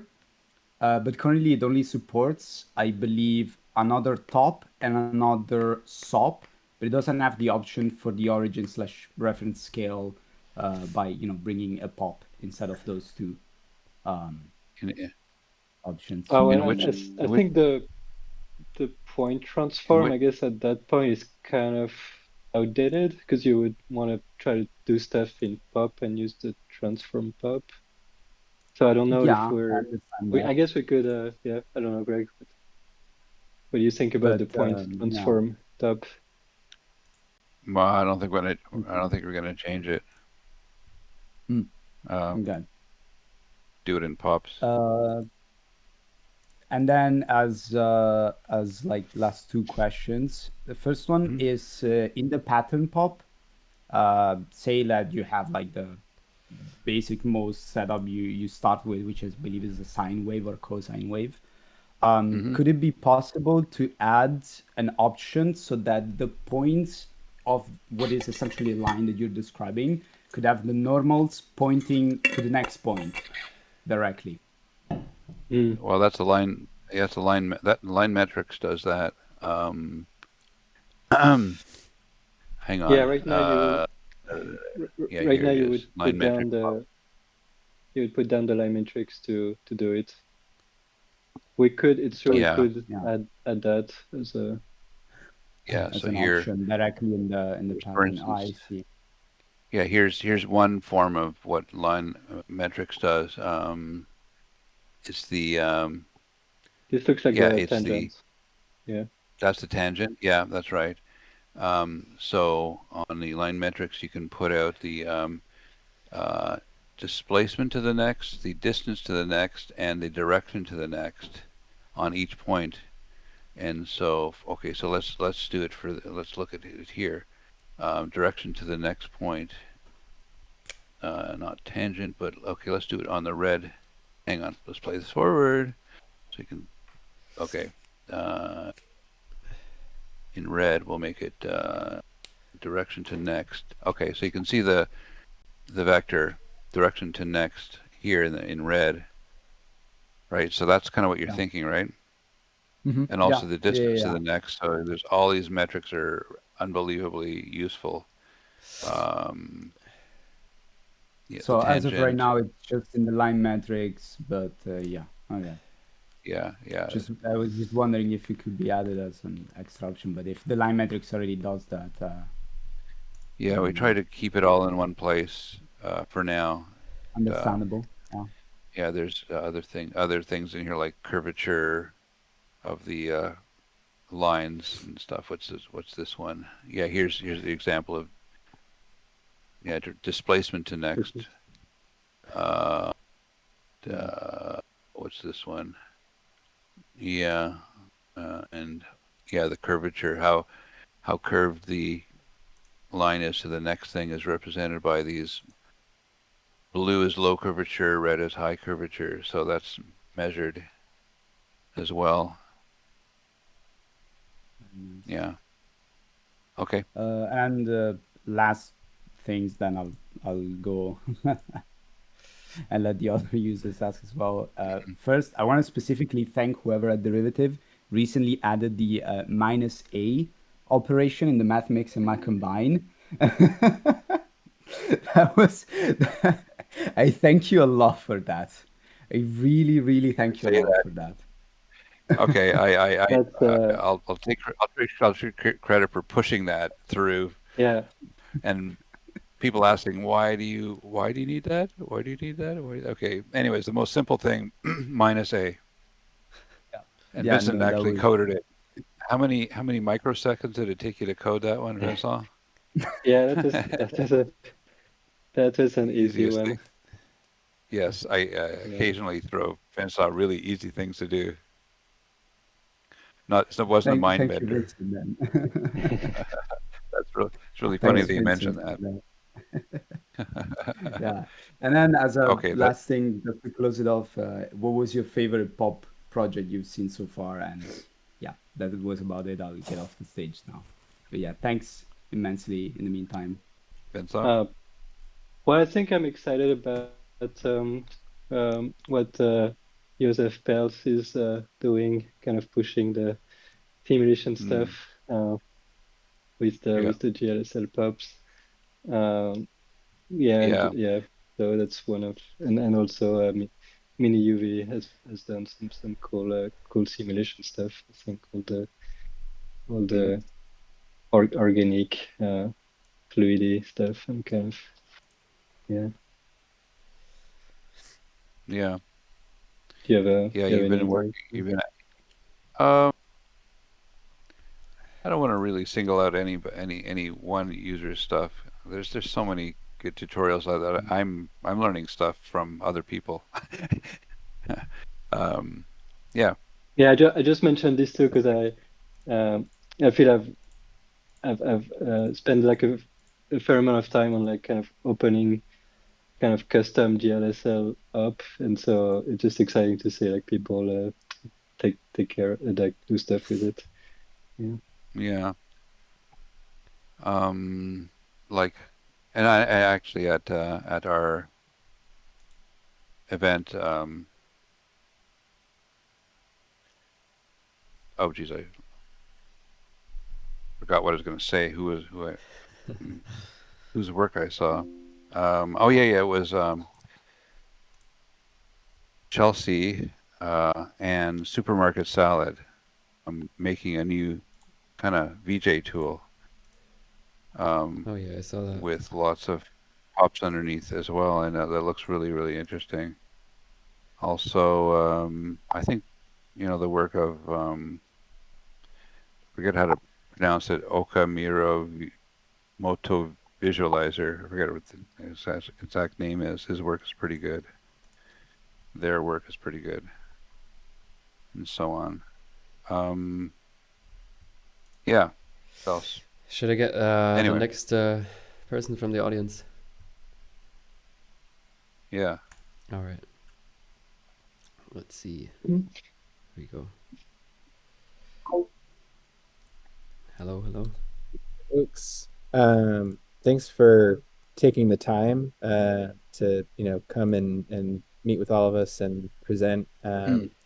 So my name's Xavier. I'm a faculty here in the States, and I do a lot of work with um, TouchDesigner, both as a practitioner but also as an educator. And one of the Yeah. things that I've seen uh, be really challenging, which I think William talked about a little bit earlier. Greg, you were actually saying I'm going to ask William about this later. Is kind of that transition from the previous sort of thinking styles of TouchDesigner, which was very oriented towards working with SOPs and thinking about Hmm. CPU optimization.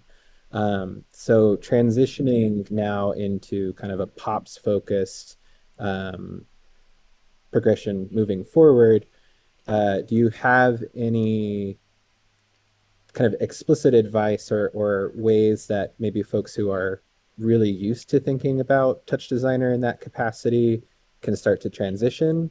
And then I know based off of some forum questions that were asked that, the kind of stance of derivative is like, if you're new to TouchDesigner, go with pops. Don't start with sops because we're Yeah. not really going to be prioritizing them or Yeah. supporting them.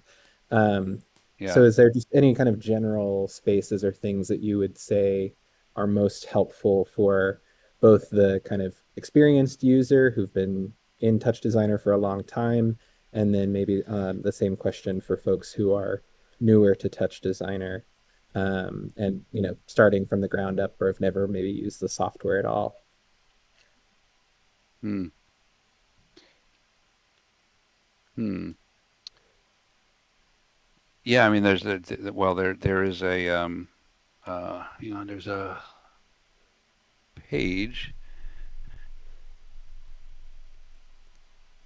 under learning about pops versus sops. So first of all, this is just a brain dump of what actually are the differences between the two. So it'd be useful to read this section if you're already in Sopland. Um, but yeah, I mean it's um, well, if you haven't encountered them yet, I wouldn't bother with stops at all, as I said. Um, yeah, maybe I didn't quite gather what your question was for the kind of more experienced people, though. Um, Uh, just sort of generally, are there concepts, because I think a lot of people learn TouchDesigner through tutorials, of course, and one yeah, of the yeah, differences of tutorial-based learning, depending on who's teaching it, of course, because there are people who try to teach underlying concepts too, is you learn how hmm to do a really cool thing, but you don't necessarily know um, conceptually like what's going on. So for the yep, people who again are more TouchDesigner um, familiar, and they've done work in SOPs and mm instancing and all these kinds of things, um, mm are there, really get this in your head, really wrap your head around this concept or mm these concepts most significantly. Like we talked about attributes, and I think that was probably one mm of the biggest um, mm pieces of advice was learn what attributes are, learn how to manipulate yeah, them, learn yeah, how to work with them, that kind of thing, if that makes sense. yeah. Like, what are the rigorous resources of learning touch designer? Not just making a cool thing, but developing professional skills as well. And I guess that ties in with all the other operator families too, not just pops. I mean, I know both IIHQ, the interactive immersive interactive headquarters, Elbers's site, and it's focused on professional skills, and so is Node Institute for many of their courses and online things. So I think those two have been really good for, I guess, rigorous learning. Um, Also, I mean, what I try to do on this page for learning about pops is probably one of the most dry part of the learning process. But this is basically a brain dump of everything that I think you should be aware of in in uh, in pops, groups and particles, point clouds, and so on. But it's as I said, it's pretty dry stuff. But this is kind of like a launching point. Um, as time goes on, people will be building better courseware.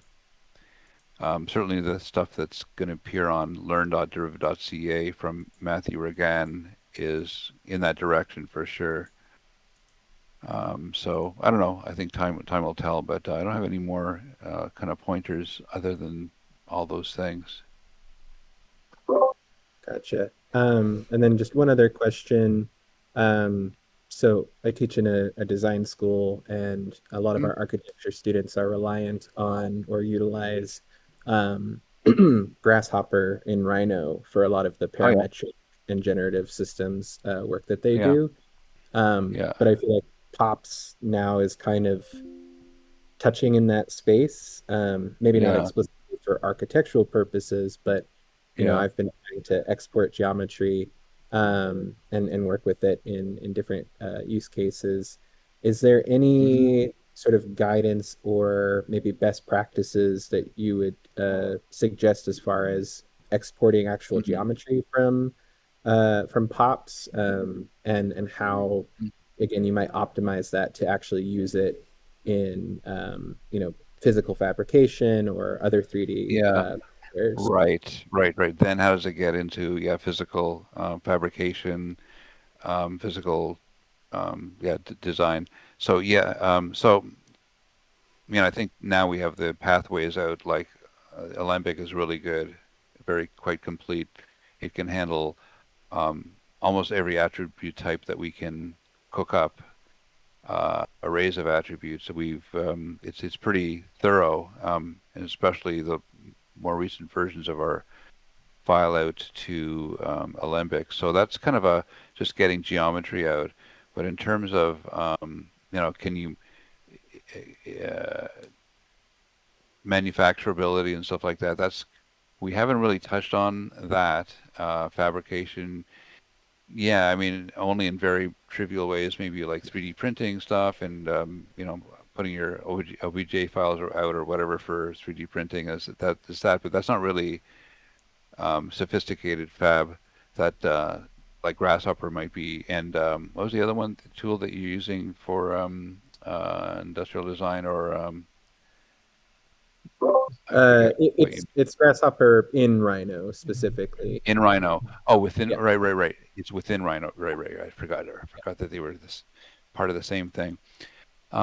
Yeah, I mean, I Grasshopper is an amazing tool for generative geometry. It was a little bit of an influence on Pops. I didn't really look myself. I didn't really look at other tools that much as we were developing it. I kind of had an instinct for what it should be. So, but I had seen Grasshopper in the past and the kind of geometric things that it's capable of outputting. And I thought that is amazing. Like every, transformations of warping on every copy of things and the way things join together and physically can connect together and stuff like that. That's sort of it's I think Pops only touches on that right now, but it's getting there.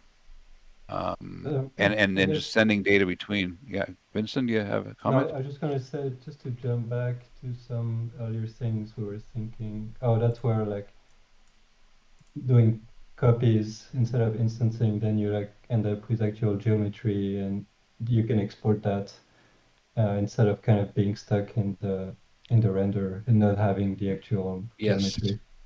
right, So right, right. You can bake it out. Yeah, you can yeah, bake sequences out and stuff. Um, yeah, I don't know if that answers your question now. And uh, yeah, I'm not super familiar with fabrication either, so can't really. No, it's, most folks in Touch are working in 2D environments. They're creating visuals and that's what I use it a lot for too. But yeah, like that's an exciting potential to Yeah. start bridging more into physical spaces. And Touch hmm Designer is meant to connect to everything. So the physical world yeah, is a really exciting space for that. But yeah, yeah, if there's any movement on that in the future, that would definitely be something I think very, very cool, because I've really enjoyed creating again, so these yeah, generative kind of parametric systems that are yeah, really unique geometry that in Grasshopper just would be so cumbersome, or take a lot of time. Mm. But hmm yeah, those are my questions. So thank you. So, Okay. Yeah. So as okay. as people try to do things, make things with Touch Designer that are kind of physically oriented, we just have our eye on it, and we see limitations that we overcome by making making new nodes or improving on some operators and doing some things that's specific to particular uses, because a lot of our users will code their own stuff before we look long before we uh, long before we build things. So we get a lot of kind of influence and input and inspiration from what people are attempting to do with touch that's not in its normal quote wheelhouse. That I think people who were like using TouchDesigner and then using plotters, I think yeah, people were writing their own Python scripts or to kind of convert the data in something good for the plotting. I Mm-hmm. haven't really tried myself, so I don't know if for 3D printing there would be like another step. Yeah, things maybe. Mm-hmm. Mm-hmm. Yeah, Yeah. closed surfaces, for instance. Yeah. Anything? Any Thank you so other? much. Yep. Thanks a lot. Thanks Thank a you. lot. Thank you. Okay. Yeah, there's some more questions. There's one interesting quick one here. Is a pop execute even possible, or does this simply, does this imply just Wow. converting it to a DAT, which is inherently slow pulling that info from the GPU? So yeah. Yeah. Well, Yes. the execute happens as code somewhere on the CPU, so it's got to end up on the CPU anyways. But preparing it, you have to prepare it in pops as much as you want, and then send minimal amount of data to the CPU to execute on. Yeah, I feel it's, I don't know, it's like it's a good question.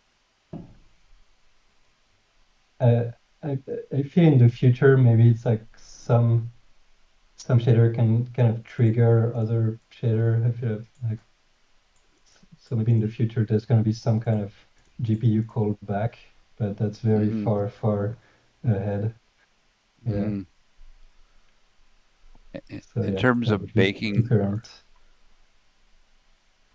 yeah, and in terms of cooking things down into a single thing that you can just pass to a execute that. There's the analyze pop is really interesting because it enables you to analyze all your attributes and down into one summary number per attribute. Actually, can you for one sec, can you share my screen? You're still sharing. Still okay? Yeah, you I don't see it on. It is okay. Hold on. So check this out. It would be this one here and this one here. Yeah, like pop viewer. Okay, so one tool which I used a lot, or I built a lot in testing pops, is this thing called Pop Viewer. It's in the palette under the pops tab. It's Pop Viewer down here, and it's the precursor to the way the node viewers are becoming. So I prototyped what I would want to see in a node viewer with pop viewer using pops only inside. So one of there's a bunch of features that aren't in the node viewers yet, which are eventually going to get there. Like, for instance, this projection thing here onto planes is now as in the node viewers. But for instance, also the this X-ray stuff, you can turn your geometry and into kind of a X-ray vision to give you lighter as it passes through, as it's more passes through more layers. Excuse me. But getting towards my point about the analyze, this node here, this button here gives you the all the attributes, minimum, maximum value for all of them, and as you roll over stuff, you can get the point number and all the attributes current value.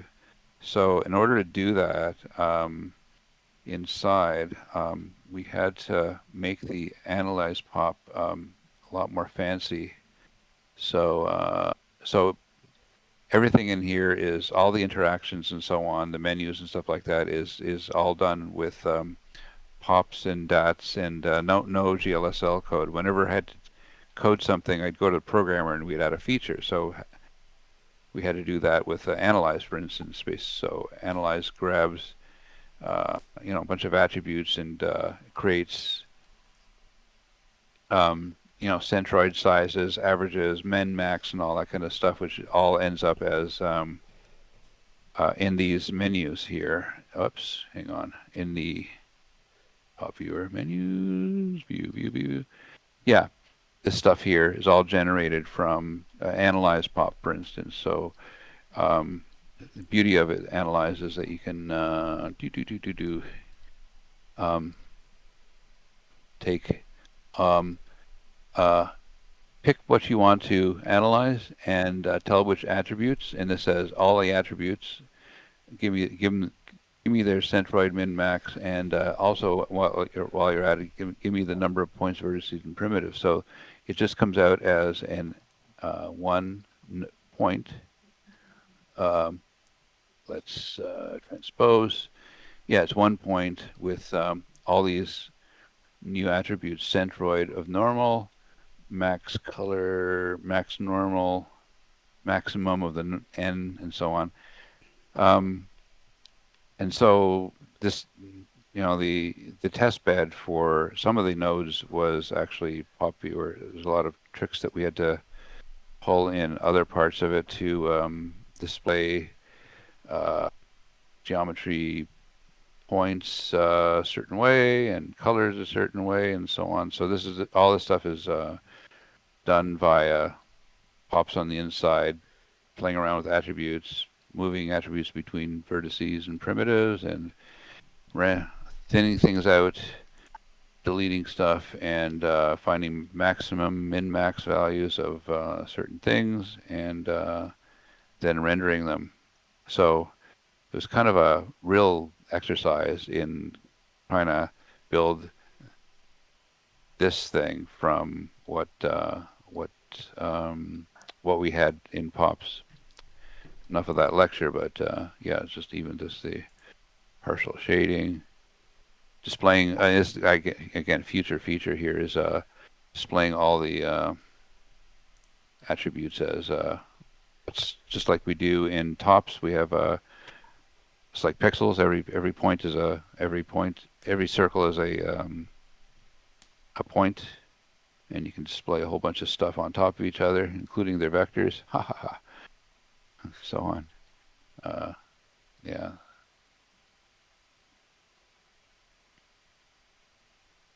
So this is kind of the staging ground for features that are going to be in the node viewers. Oh yeah, the other thing you can do here too is just pick you click here, and any attribute you roll over, you get the it looks like a chop, basically a chopped version of all the points and their values of each component of each attribute. Enough said. Okay, any other questions? Yes, there is one in the chat. Compared to many other tools, including Unreal, TouchDesigner's UI is already very good. However, when working intensively with pops, especially MathMix and MathCombine, the parameter layout can become too dense and hard to scan. Would it be possible to introduce some small quality of life UI differentiation inside these operators so it becomes easier to navigate large numbers of parameters and logic blocks? Yeah.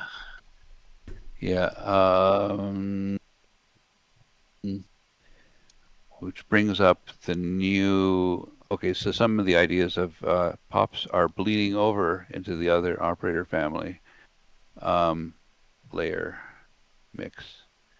Some people, oh, there's nothing there yet. Okay, okay.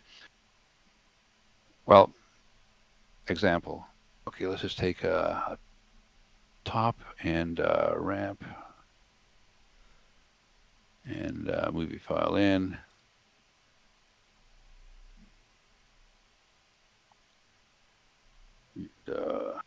Duplicate this, and I'll illustrate what this madness that is happening. So this, make it, whoops. Yeah, this make us circles. Okay, so similar to tops, we have this thing that's replaced the composite top. It's called layer mix. And okay, just wire them in. 1, 2, 3. We want to do it that way. Okay, fine.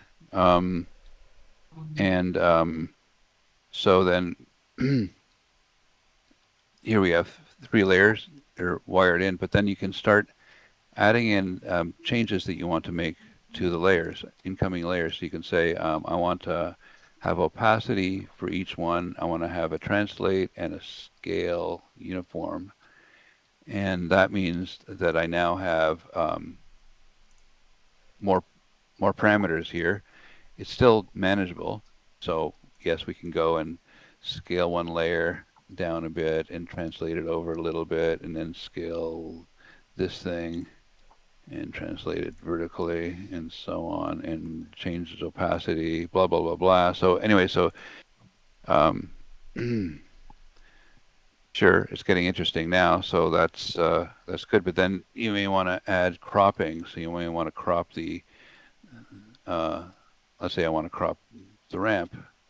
So here I have ramp, now I have crop parameters for the layers 3. Okay, so crop this on the left and crop this on the top or something. And so you can see that the parameters are growing per layer, and there's a lot of stuff you can add in here. You can add in pre-fills and justification and so on. So, and then for each layer, you can have a custom per layer composite. So when you go over to layers, now you have a screen here and average here and whatever it is, XOR there. Again, it's growing. So what the question in the chat is, this list could get really long, especially if you whoops, yeah. Yes, I think Yeah. the question was more like the mass mix. When you have like a lot of blocks, it becomes a little hard to read. But... Yeah, well, same thing here. It's very hard to read this one as well. So, okay, so we're talking about how to manage that. Collapsing things, where there's one row per block or 2 rows per block or something like that. And on MathMix, it would be nice to be able to define your entire ABC and operation in one row. And that might, that'll collapse things down to one layer. So that would be 2.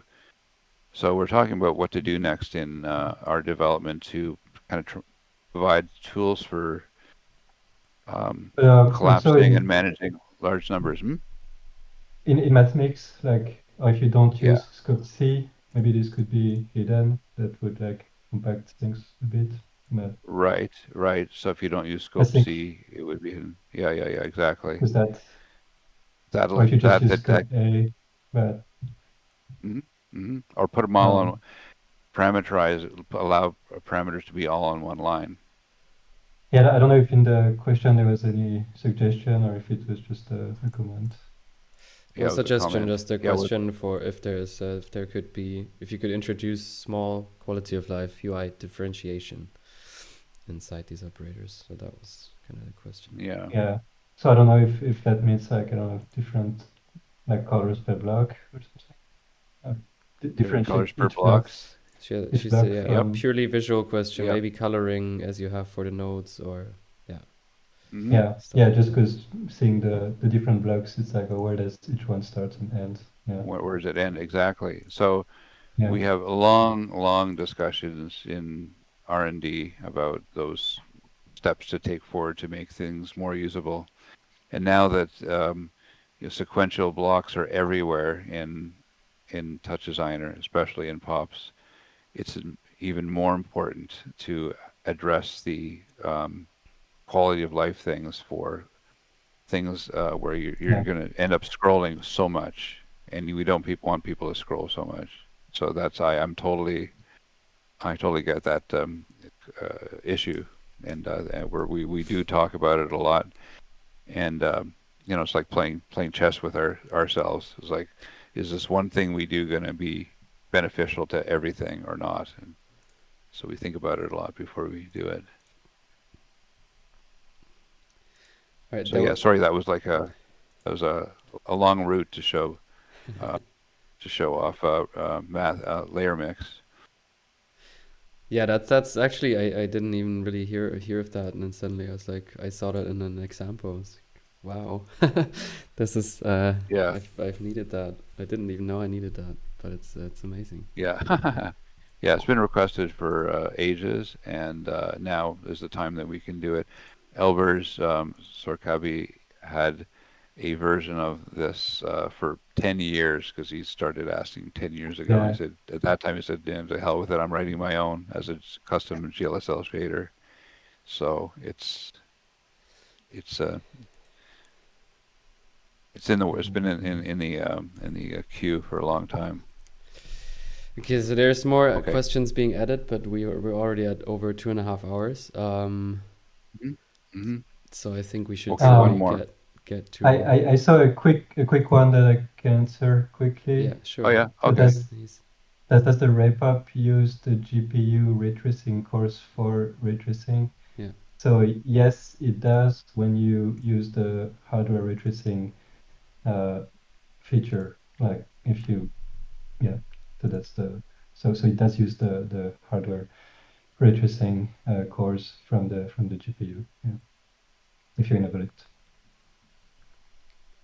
Oh, yeah, some nice comments. Is So one last question from my side. Typical question. What's your favorite pop? uh, Benson, you can go first. I'm gonna bring up the list here. Oh boy, oh boy.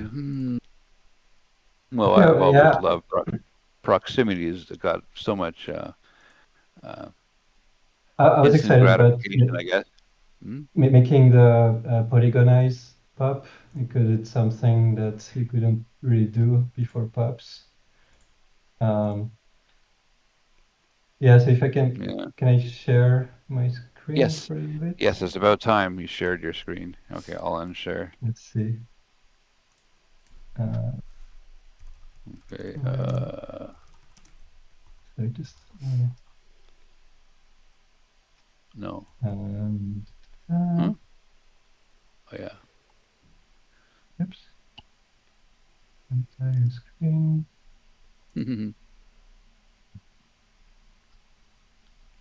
Uh, yeah, so you can just you can like make a 3D noise texture and then you can turn it Oh into wow. geometry.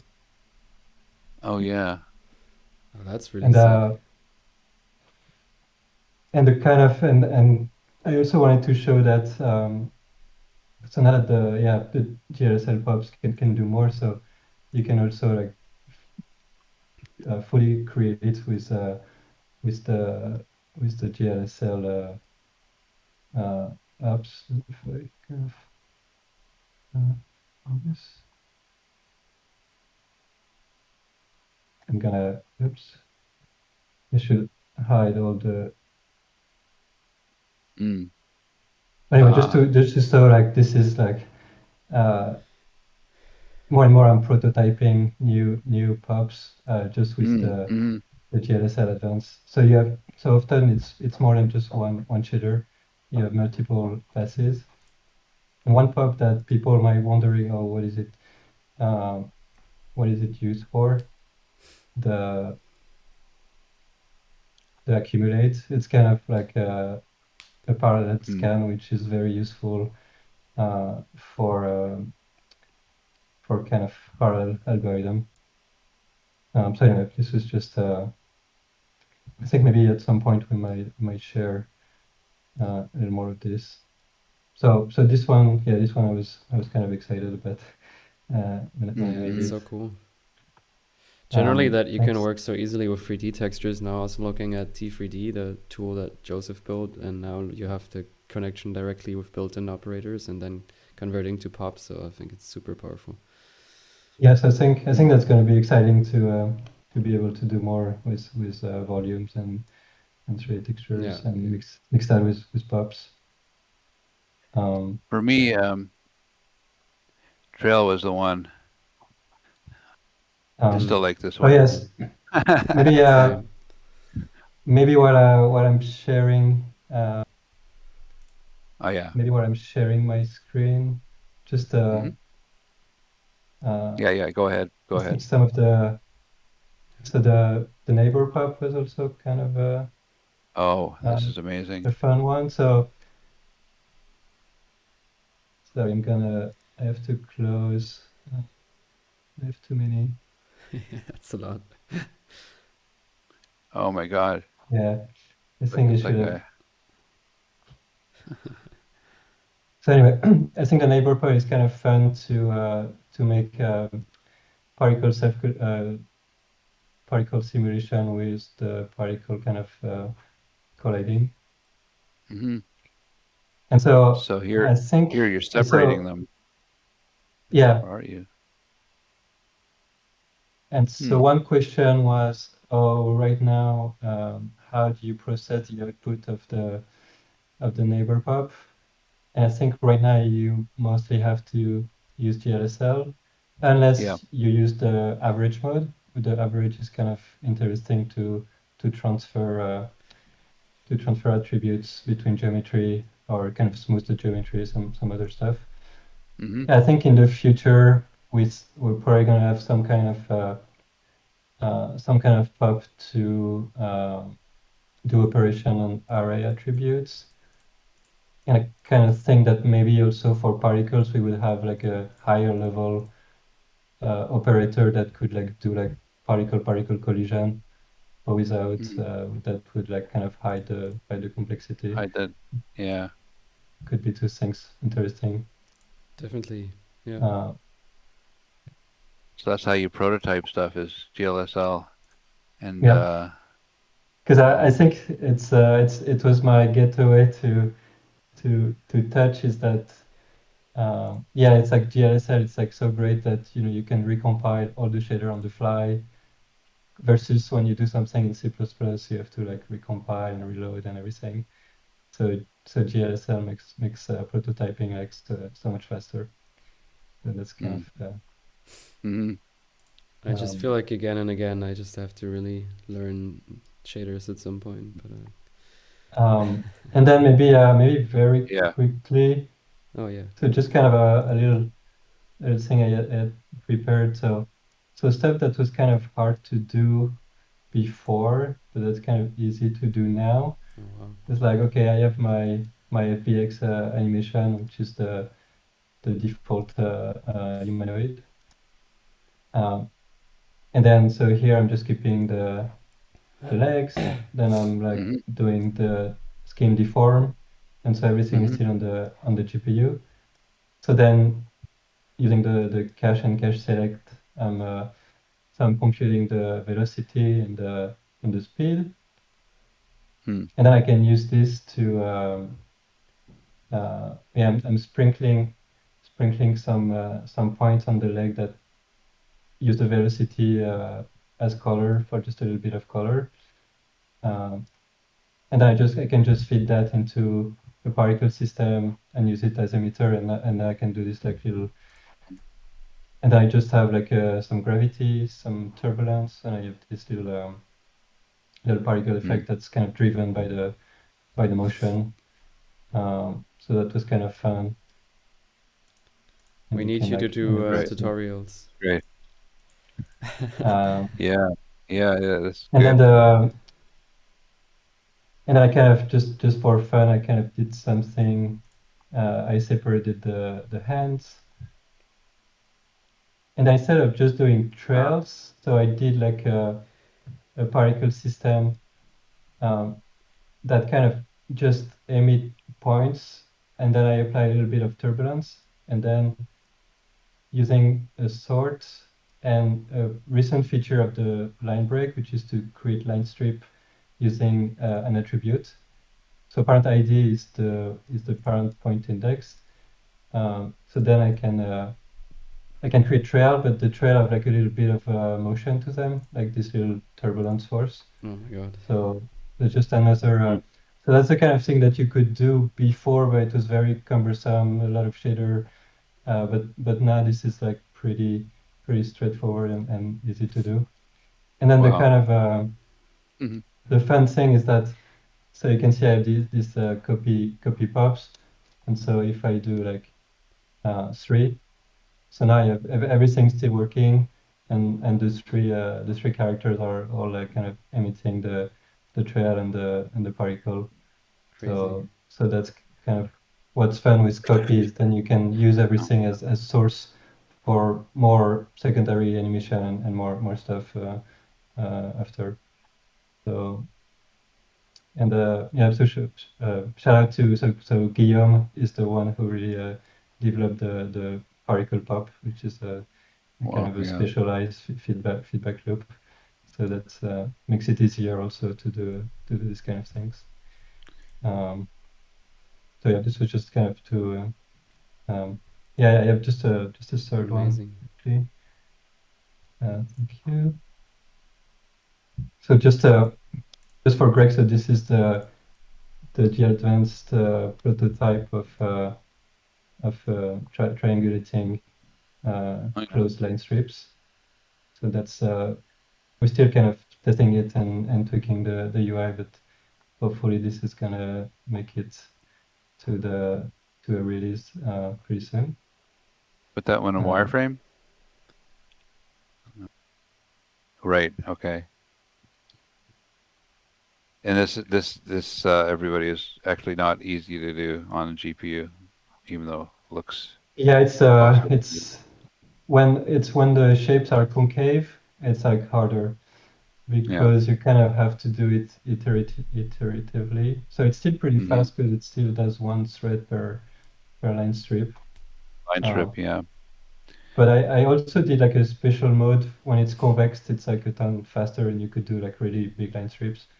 Concave is a little more challenging when you have like shapes like this. So yeah, just another example of like, oh, now we can really prototype everything with the GLSL advanced. And kind of last, do you still have it open? What's all those people no, there? Yeah, this one was also kind of demonstrating the kind of the copy GLSL pop. And so you could do that with instancing and like write all the so it's looking up into the baked animation and it's doing offsets per instance. So it's kind of like a basic crowd system.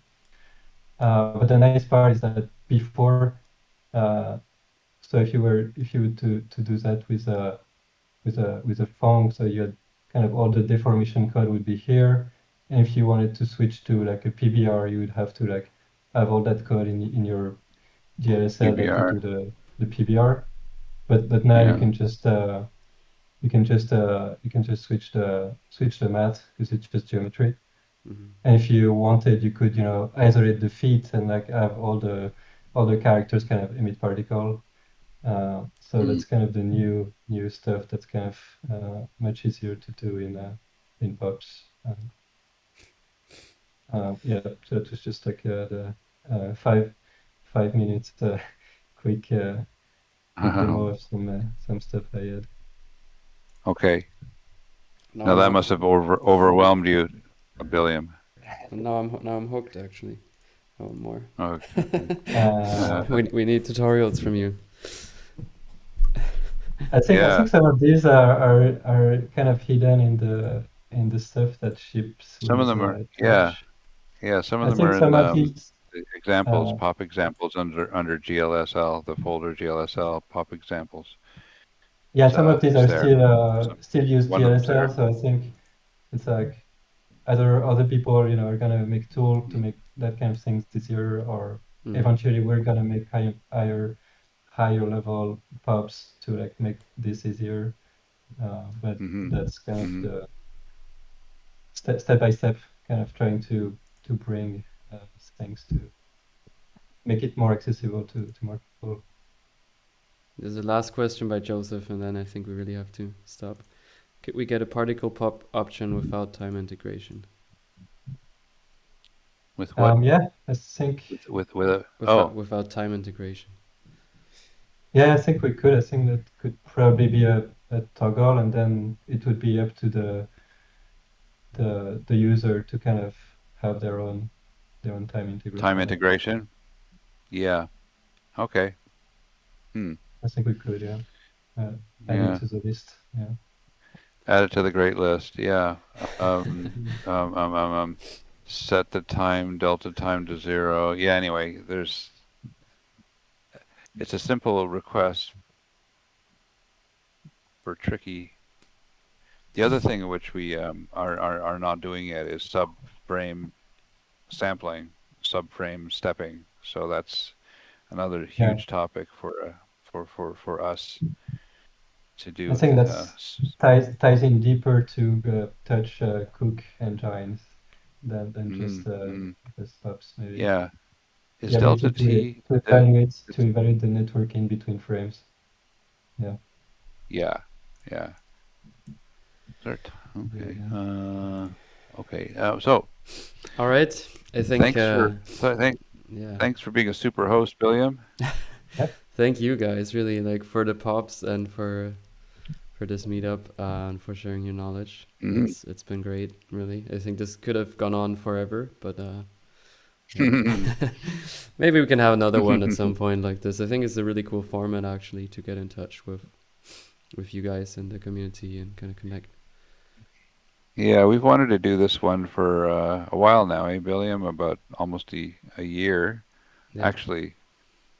Yeah, in different forms, and finally got it to happen. So I'm happy that it did in the way that we wanted to do it, like this Q&A. Yeah, it's great. Yeah, not too much preparation. But yeah, thanks everybody for sitting through this. There's still 43 people on versus I think our peak at about 60 something. So it's kind of cool that you stuck around. Or actually, probably everybody went to bed and left their Discord on. So forgot to sign off. Well, we'll see. Yeah, right. I'm gonna check in 8 hours to see how many people are still left. For the US, it's still like afternoon and morning. So. What's that? No, in the US, it's like it's only 2 o'clock, and on the West Coast, it's like 10 o'clock. So 10 o'clock. 11 o'clock. 10 a.m. Yeah. 11, yeah. And now it's 5 a.m. So it's time to go out for to a fish restaurant and have some early morning. We could do a marathon where like we take turn to be like 24 hours. Right, you could do tag team. That's a good idea. That's right. That's for 24-hour audience, and we'll tag team, overlapping a couple of hours. Okay. Yosemite Greg. Ha ha ha. Thank you, Butch Banger. Great job. Get some sleep, Greg. Yeah. Go get some sleep, Greg. And, oh man, it's like my eyes, my mouth doesn't work very well. Babbling. Still works though. Nice. All right, guys. Thank you so much. And yeah, we'll be in touch. Thanks so much, William. Yeah. Thanks everybody for sitting in. Thank you. Bye-bye. Ciao. Bye.